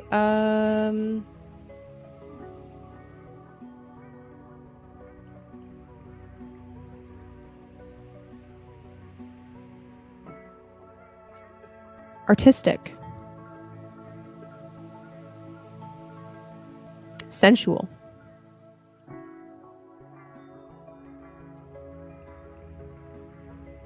Like there's something about the Taurus map that puts some sacred work, which is Virgo, as something that's pleasurable, which is kind of weird to think about work, pleasure, but I don't know.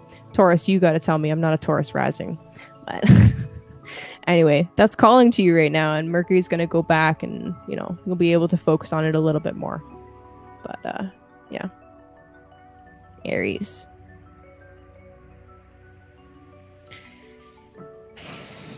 Aries. Libra is your 7th house. This is the house of partnerships. So Mercury retrograde in the 7th house. Those stories about your ex coming back. That's 7th house Mercury retrograde, bruh.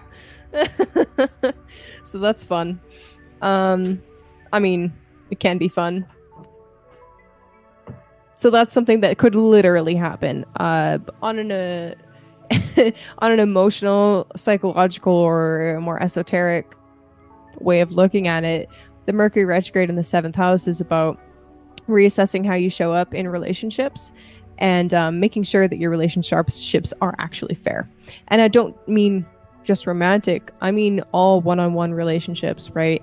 So if you are a person that has an Aries rising and you work in a one-on-one situation, like counseling or doing any kind of like energy work, or like tarot reading, for example, that's one-on-one stuff. Anything like that. Dude, for real. And owing money, 6th house. Wow. Sometimes it's too literal, man. Okay, so anyway, fuck, I totally lost track what I was saying. Yeah, if you do any kind of one-on-one work, that's the 7th house. And Mercury retrograde could literally just be taking a really hard look at what are your priorities when it comes to those situations, those one-on-one type relationships. Yeah, dude, that's hilarious. And whether or not those relationships are actually fair and in service to a higher good. Okay. As Mercury is moving back into your 6th house, how are those relationships affecting your health? Right? And as I was saying for Taurus, the 6th house can be like your work-life balance. So it might be that you need to withdraw a little bit of energy from certain partnerships, or just, you know, how much energy you devote into your partnerships in order to really take a hard look at your health and your routine and be like, okay, so I actually need to spend more time in the gym, or more time rock climbing, or more time doing this or that or whatever. And yeah, that's pretty much it for you, Aries. So what you got? That's hilarious. The ex coming back. That's so crazy. When was it that she hit you up? Was it after Mercury entered shadow? So like in the last week or so, or?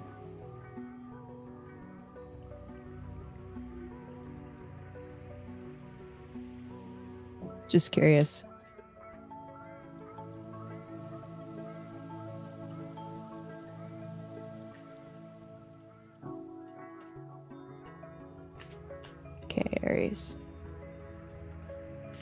Yeah, turn shadow. That's crazy.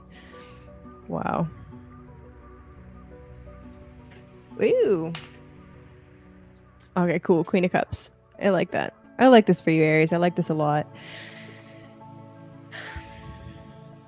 The Queen of Cups is a nurturing figure, right? But she nurtures herself first. She doesn't give energy out unless she is already fulfilled. See how she's got her toes dipped into the ocean there? I also like to read that as she's fucking psychic as fuck. This is a Cancer card. But but she's making damn sure that her cup is filled to the brim before she's giving any energy out to anybody else.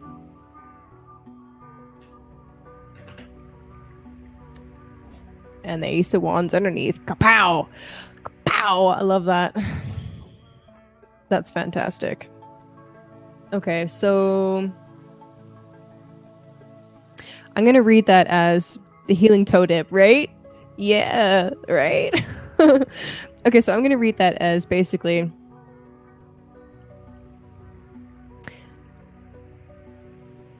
the Mercury retrograde for you at the end of the Mercury retrograde when he turns direct again. This is going to really help you like supercharge your routines so that your relationships will benefit, right? So here's the thing about the houses, all right? As you're moving through life, okay, we cycle through all 12 houses all of the time. Sometimes we can like bounce back and forth and whatnot, but you cannot move on to the next house until the previous one is taken care of. And I mean, you can, but it just, the journey, you're going to come back around to it anyway. It's kind of like layers to the onion or levels. So check it out, okay? With fourth house, we're talking about home. We're talking about our anchor, what keeps us rooted, what keeps us grounded, our home life, right? Once you've got your home life squared away, you start finding things that are fun to do, right? That's the fifth house, pleasure and risk. Also, having fun involves a lot of risk. That's the house of romance as well, right? Which that's a hell of a lot of risk in the fifth house, right? Like I was saying. Once you found something fun, this can also be like playing an instrument, for example, or beginning to paint or some kind of hobby like that. Once you've got that and it's like it's inspiring and fun, then you have to practice it. That's the sixth house. So you have to put in the 10,000 hours basically. And the Virgos out there are like 10,000, more like 100,000, brah. So then you have to practice it. And then when you get to the seventh house, that's when you find somebody to listen to you. You get someone that wants to listen to you. But like, you need to put in the practice in order for them to sit there and listen to you for 3 fucking hours. You know what I mean? So when it comes to taking care of the seventh house, you can't take care of the seventh house. You can't really get into equal partnerships unless you are taking care of your own damn self first. In comes some beautiful new energy for you once you've, filled your own fucking cup. I love that. I love that. That's beautiful, Aries. I'm going to do one last reading for everybody for the collective. Let's do 3 cards. And then anybody that has sent to PayPal, I'll go through you. So let me just actually open that up.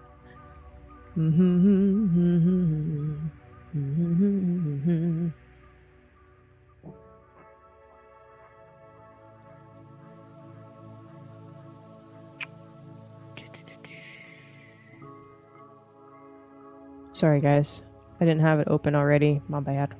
Sorry.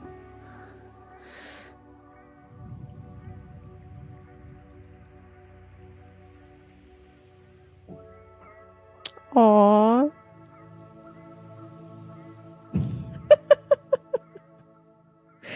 Wow. Okay. Demetria, I got you. That's so sweet. Okay. All right. Sorry. Can toes drink? Oh yeah, toes drink. Cody says, fuck yeah. You absorb so much stuff through your feet. You absorb a lot through your feet. All right. So collective reading.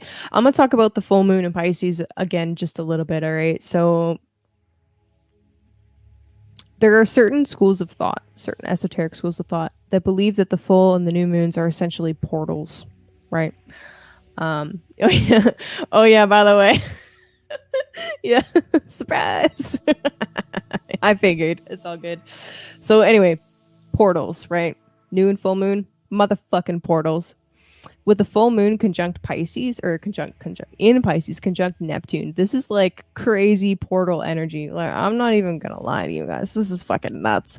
To have a full moon conjunct Pluto, all right, in the late degrees of Capricorn conjunct Pluto, and then a full moon conjunct Saturn. So not just in the same sign, but like within 10 degrees. It's fucking crazy. And then a full moon conjunct fucking Neptune. That's 3 intense full moons back to back to back. That's some really wild energy. I would not be surprised to see crazy shit go off in the world, to be perfectly honest with you. And with the Mercury retrograde, sometimes with Mercury retrograde, what I've seen is like information come out and then immediately get scrubbed or twisted or whatever, right?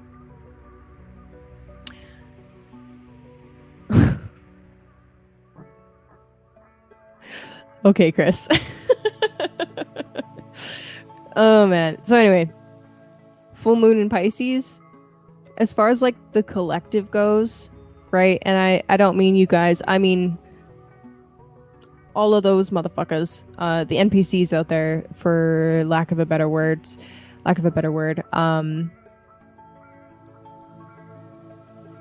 I could see some kind of news coming out around the full moon, or something being launched around the full moon that is intended to just further the spell casting, right? That is intended to confuse and befuddle and fuck with people's minds. So like be on high alert for insane propaganda. I mean, y'all already are pretty paranoid, so like I'm not really worried about you guys, but like yeah, just, you know, be on the lookout and be aware that this is the kind of energy when it could be really easy to it could potentially be really easy for you know, illusions to go off successfully. That's what I'll say about that.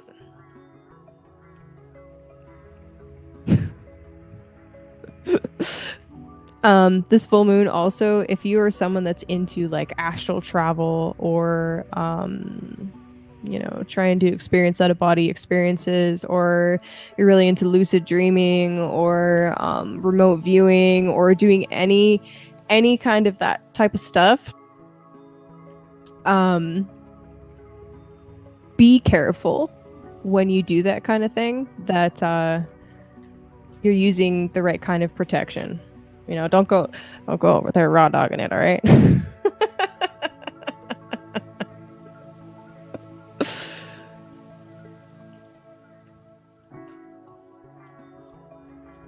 The first card I got for y'all, all right, for the collective reading is the Emperor.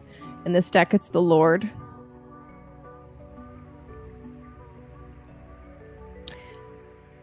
Take the lead. Take charge. Second card I got, speaking of self-fertilize, I don't know what that's supposed to mean, but okay. We got the Princess of Pentacles. This is the seed of something new. The beginning stages of something potentially long-lasting, something potentially beautiful and tangible, right? So we're taking steps, right, to be the leaders in our own lives, right? I'm gonna say it. Take a shot. Are you ready? To be responsible for ourselves and for the future that we want to build.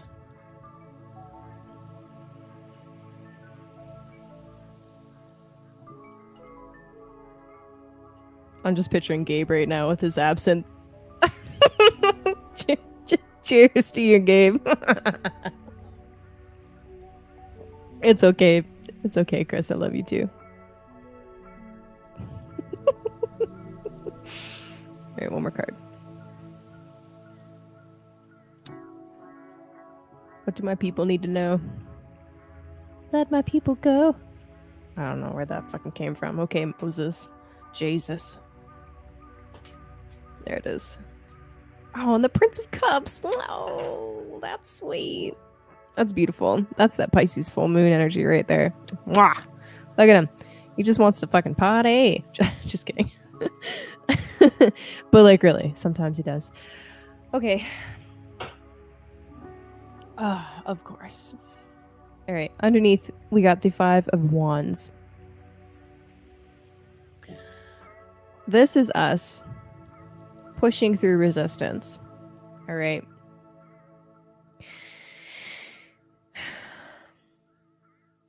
Sometimes the 5 of Wands can be something serious. Sometimes it can be really silly little ego battles. Sometimes it's competition. However it's showing up in your life, and I mean, just to bring it back to the Mars and Gemini thing, there is huge amounts of division. And actually, as far as the full moon goes, I would not be surprised if something goes down around the full moon to specifically continue to crack and divide. So with the Lord, with the Emperor coming out, this is us taking a stand. I mean, like, actually, this is the line in the sand, Gabe. This is the line in the sand. This is you taking a stand for what you believe in. And simultaneously continuing to take steps forward towards the future that you want to build, right? With Mercury retrograde, all right, anytime Mercury retrograde happens, whatever the charts are doing, the stock market charts, they reverse. Literally, it happens every time. So be aware of that, you know. I think it's always a fantastic practice to literally have some cash on hand no matter what. But besides that, what kind of offers or things are you doing to help build your community? And I don't mean your online community, I mean your real life community. Do you engage in trade and bartering, stuff like that? I do. It's fun. You might need to grant people a little bit of extra grace this week. You know, remember that Mercury retrograde is infamous for, you know, inspiring miscommunications. So be a little bit extra gracious with yourself and with your words.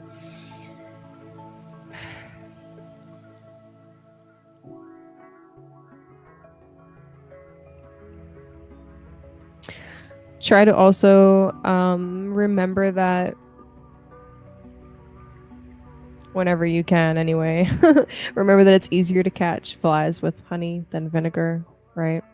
Although if you leave honey long enough, it'll ferment into vinegar, which is hilarious, but that's not the point.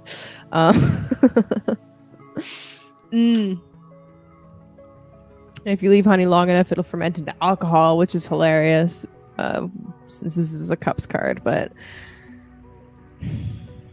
once you are sure of yourself and confident in what you're doing, and you've gotten some kind of a little bit of a base below you, you know, some kind of solid footing, that's when you're able to offer things to other people, right? So make sure that you're taking care of your own needs first. I really feel like that's a huge theme for Mercury retrograde and in Libra especially. It's like I said a few times, there's this tendency for the archetype of Libra to, like I said, sacrifice everything for the sake of harmony, but you have to be taking care of your own needs, right? Dude, 100%. I love it. I did a reading for a trade not too long ago, and I'm really excited to, I'm excited to be able to do that kind of thing. Also, we have like a ridiculous amount of cucumbers right now. We're drowning in fucking cukes. It's great. I'm not mad at all. It's hilarious. I'm like, we have how many jars of pickles? That's fucking awesome. Can we make more? And yeah, so anyway, that's what I got for the collective, right? Remember that there's some difficult astro energy going on right now with all of this shit. And as Mercury is turning retrograde, be a little bit extra gracious with people. Continue to get solid footing under your ground, right? Take the leadership position whenever possible. And, you know, not every single argument has to be had. You know, you don't have to engage in every single argument. You don't need to correct people every single time when they're wrong. Even when you know they're wrong, it's okay. You can let something slide. You don't need to engage in every single debate. Save that energy for better things. I mean, unless it needs to be said, you know, use your discernment, basically, is what I'm trying to say. Use your discernment. Do, do, do, do, do, do, do, do, do, do. Okay. Thanks for coming to my TED Talk. Oh, man, that's funny. Woo, okay. Oh, man. Okay. So, I have got Charlotte. Don't get murked, y'all. Oh, man. I have a really bad feeling that oh my god, I don't even want to say it out loud. I have a bad feeling that my phone's gonna fucking finally kick the bucket. The screen has been like randomly fritzing. I've had the screen replaced, and apparently once you get the screen replaced, it's just a matter of time before it like finally like just dies on you. And that's happening, and I'm like, fuck, I'm not ready for this. But oh my god. Right, Cuke Takeover, I love it. I'm like, please don't die during this Mercury retrograde. God damn it. Who knows? We'll see. If it happens, it's meant to happen, I guess, or something. I don't know. I think that's what I'm supposed to say anyway. Really, battery problems? Oh, man, yeah. No regard for the other veggies. That's squash, man. They don't give a fuck. They will climb over everything. Okay, funny story. So in our garden, right, we did a Three Sisters bed. Three Sisters is corn, beans, and squash. The corn grows really tall, has a nice big thick stalk. The beans climb up the corn, or they're supposed to. Yeah, and then the squash gives ground cover, right?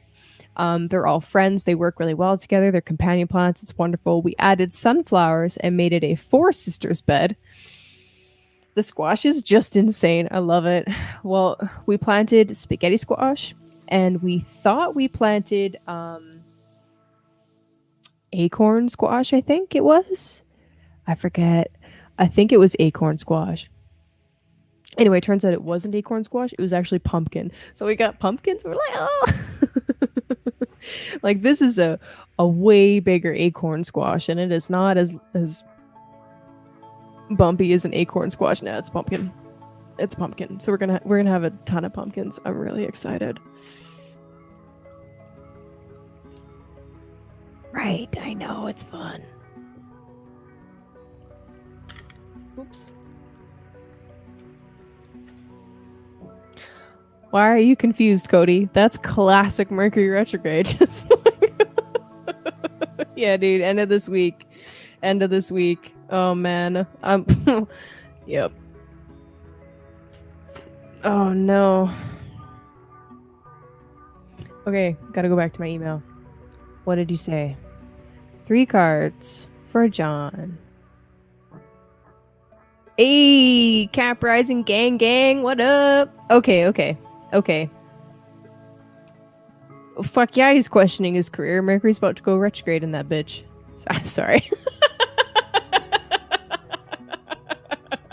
Sometimes I forget that I'm online and I just start dropping all the F-bombs. Yep. Okay.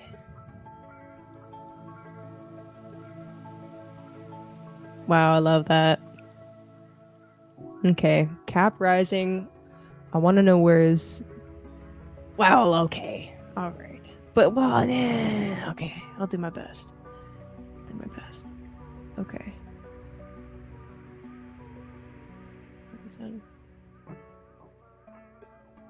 Okay, so daytime chart.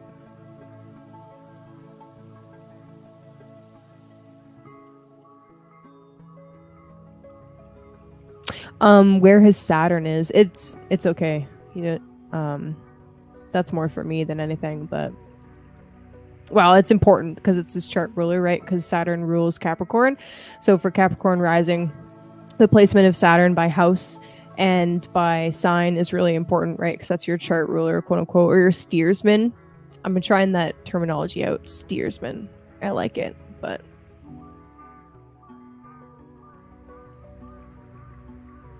love that. That's like relationship goals for me right there. That's so sweet. No, you're so sweet. Okay. So, reading for John for his career. So, like I said, my friend, Libra being the 10th house for Cancer, for Capricorn rising, rather. And with Mercury about to turn retrograde in Libra at the end of this week, literally. All Capricorn risings will be rethinking their career stuff, right? How they appear in the public, their in Saturn and Gemini. Okay, so Saturn in the 6th house. Okay.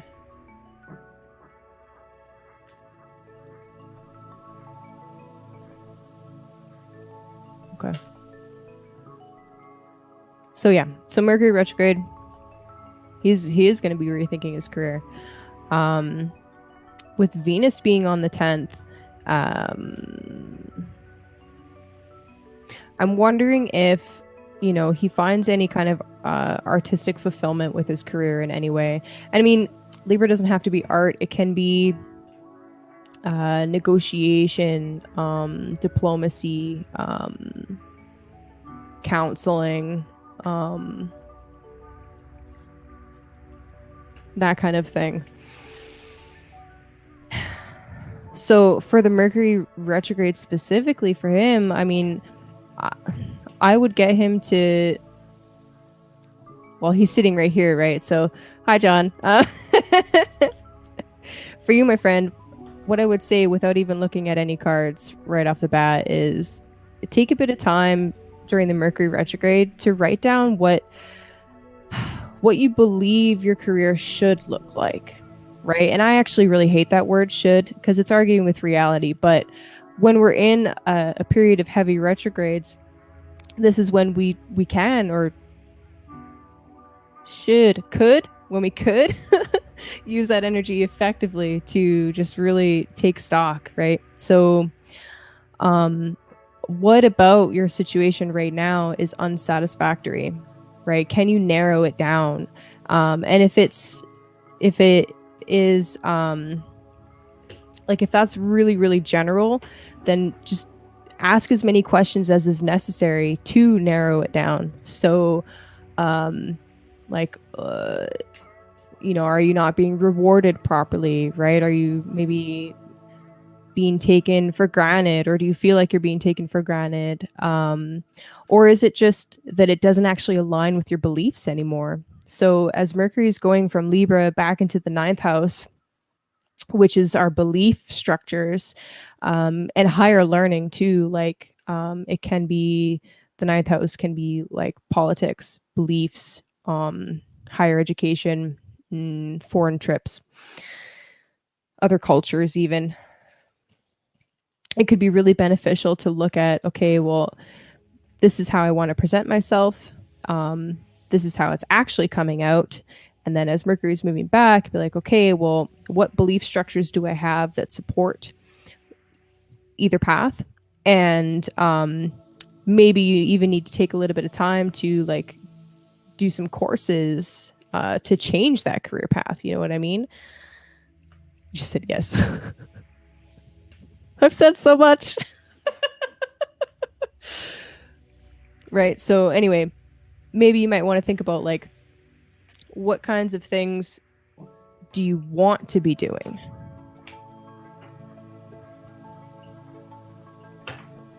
And yeah, and if that requires some kind of like continued learning, I mean, I'm not talking about university or college, okay?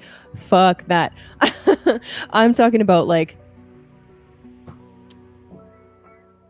you could do something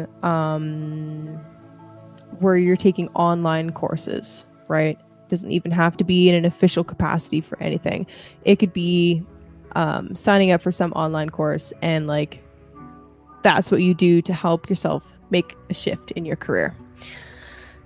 So the cards that I got for you, John, we got the Three of Swords underneath the deck. Okay, so underneath, this is the underlying energy. This is really speaking to the dissatisfaction that you're feeling right now. The Three of Swords can be like just feeling heartbroken, right? Just feeling like the contracts that you have built and signed, literally or figuratively, with people are like coming to an end in some way, right? It's like whatever you had built wasn't solid enough to last a long time. So this is an excellent time to make a shift in your career. The first card that actually came out was the Eight of Cups, which is about abandoning something, moving on. This is an eclipse right here. And I like to point that out because oftentimes this kind of energy that is the Eight of Cups speaks about, it's like something comes in that feels like a cataclysmic thing, where it's like things are falling apart and breaking down, but it's in order to motivate you to get your ass moving. You know what I mean? So this figure is leaving something that was at one point really satisfying and really helpful, but is no longer that. He's looking for the ninth cup. So in order to find that ninth cup, that emotional satisfaction, he's got to move on from it, right? Those cups are empty, they're drained. And in fact, the water that's right beside those cups is a little bit turbulent, right? The next card that came out is the Two of Wands. That's very promising, actually, coming after the Eight of Cups, because the Two of Wands is about establishing something new, right? Taking on some new project, or let's stick with that. Some new project that is lighting up your passion, right? With the two, this is the first decan of Aries. Yeah, the first decan of Aries. So it's quite literally got this energy of spring, where it's like this burst of energy, and it's something that really helps you feel alive and connected to spirit in some way. It's inspiring, literally. So you quite literally might need to make a serious career shift into something that actually does fulfill that soul calling. But what's beautiful about this is the very next card is the Six of Wands. The Six of Wands is victory. Oh, bitch. So this doesn't come overnight, right? Jumping from the 2 to the 6, it's not going to happen instantly. It's not going to be like you make a shift and then all of a sudden you're like king shit on top of the mountain, you know? It takes time to get up to there. The Six of Wands is also talking about confidence and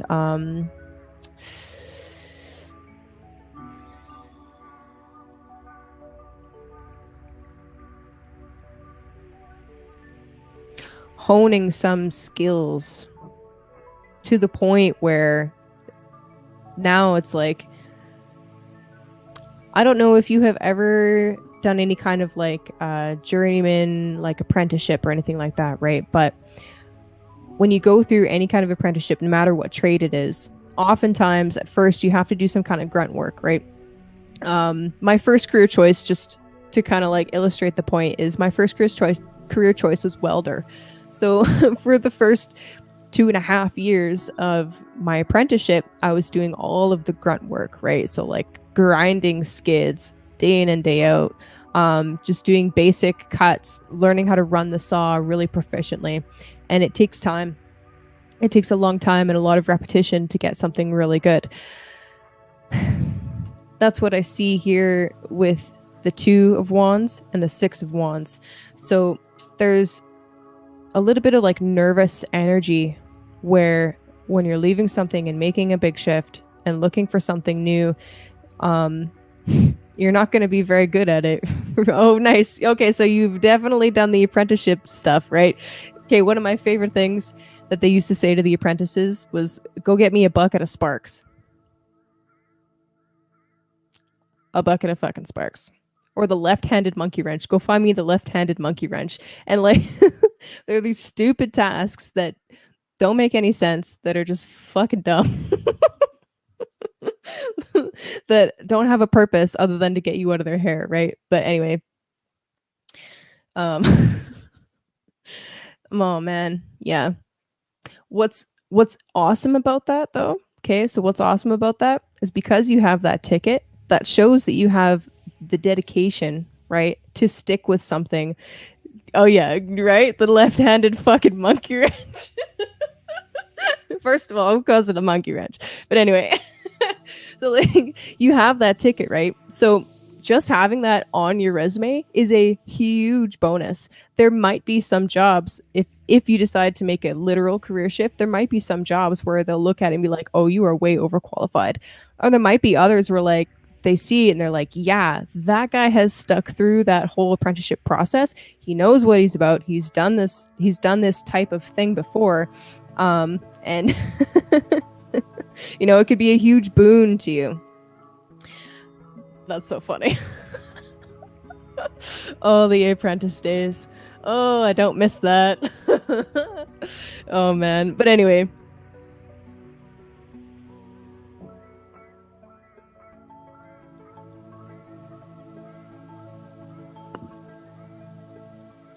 take some time during the Mercury retrograde, right? Before you make any snap decisions. Don't make any decisions right out the gate, right? But this energy of leaving is here, okay? So I'm not telling you to leave right now or right away. But I am telling you to take a bit of time to really assess what actually motivates you on a deep level. What do you find inspiring? Like, what's the why that you went into HVAC and refrigeration in the first place, right? What is that why? Was it because it paid? Oh, I love that. Ooh. The two of wands could be very well starting out on your own, right? I mean, the image is a dude with two like walking sticks, basically.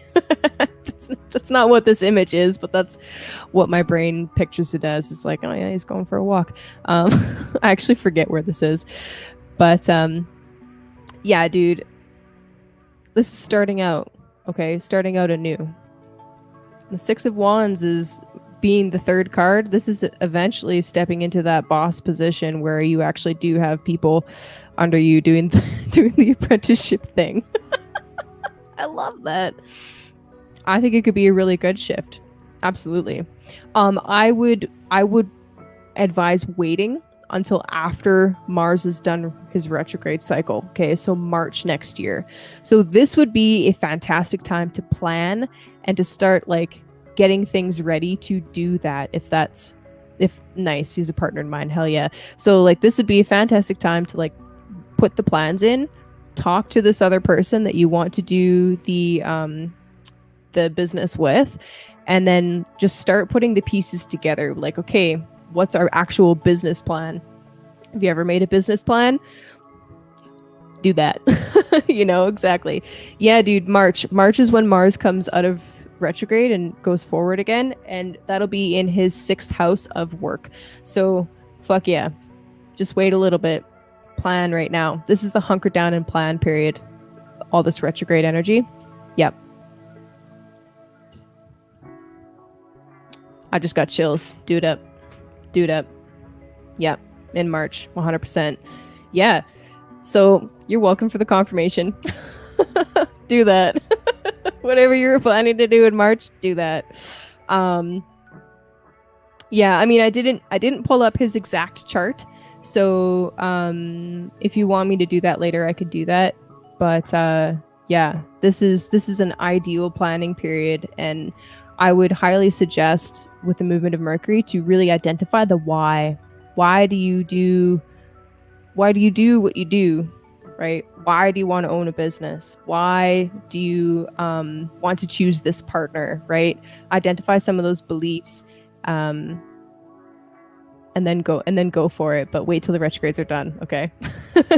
Don't sign jack shit until the end of the retrogrades. Trust me. Yep. You're welcome. Anytime, my friends. Okay, so you guys just saw a little, dude, yes, at a Ren Fair. I love it, dude. I wish I would love to set up at a Ren Fair. That'd be so much fun. Oh my god, I love that shit. Okay, I actually own clothes that I could take to a Ren Fair. Okay, I know. I'm actually a princess on the inside, so yeah.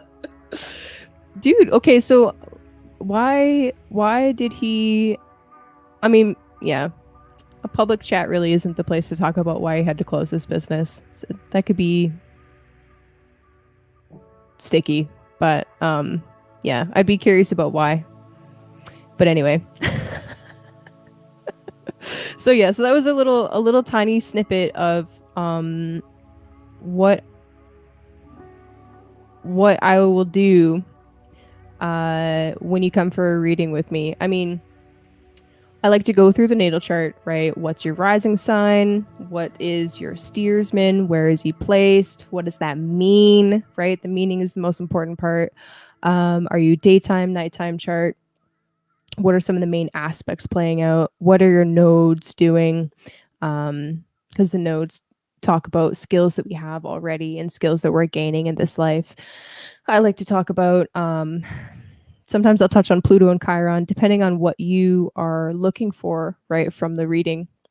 And then if you have some specific question, like, for example, career, like what you guys just saw me do, like, okay, I usually don't take out cards unless someone requests that.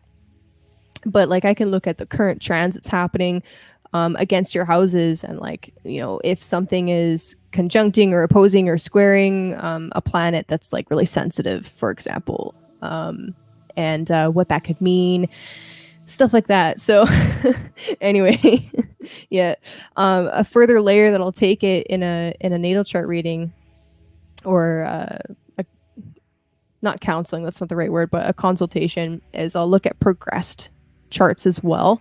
And so you have your natal chart, right? The progressed chart is essentially your chart moved forward as many days as years have passed since you were born. So every year is one day. So for example, I'm 31 this year, so my chart is 31 days moved ahead from when I was born. So your natal chart is always your natal chart, but the progressed chart can show different situations and things and themes that you're dealing with now, and how that energy has shifted over time. So that is stuff that I will go into in a natal or consultation reading, along with some other stuff. Yeah, dude, we got overwhelmed. Fair enough. Totally fair. I read tropical. I can read sidereal. It's the same rules. It's the exact same shit, exact same information. If you want me to read sidereal, I can. I don't prefer it. I prefer tropical, but you know, I'll do the job that I'm paid to do, you know what I mean? Cool. And if nobody else wants a reading, then I'm gonna call it a night. Look at us, done before 3 hours. Hey. Nice. Thank you guys so much for hanging out. I appreciate these. Monday, you know what? Monday is really fun for me. I love doing these on Mondays. And yeah, exactly. I mean, I could go into a rant about why tropical is better, but that's okay. I don't have to. I just prefer it. But anyway, yeah, Mondays. It's some of my favorite stuff to do. This stuff right here, right? Astrology is my passion. The tarot is fun, but I much prefer the astrology. And sometimes, you know, sometimes I'm tired. Sometimes Monday I'm like, I don't know if I feel like it. But you know what? I'm fucking here because this is my service to you. And it's fun, okay? It's lots of fun. But anyway, thank you guys for hanging out. Word. Yeah, Jenny. Jenny knows how crazy deep I get into stuff. Yeah. I Saturn that shit. Anyway. Thanks, buddy. Yeah. Right? Dude. Romy's a genius, okay? Okay, friends. Have a good week. Stay grounded, you know? Don't forget to breathe. And have a fantastic week. We'll see you next Monday. Next Monday I'll be bringing in somebody new for fun. Rachel might be back, maybe. And yeah, so I look forward to that. So see you guys later. I gotta be so awkward, bud.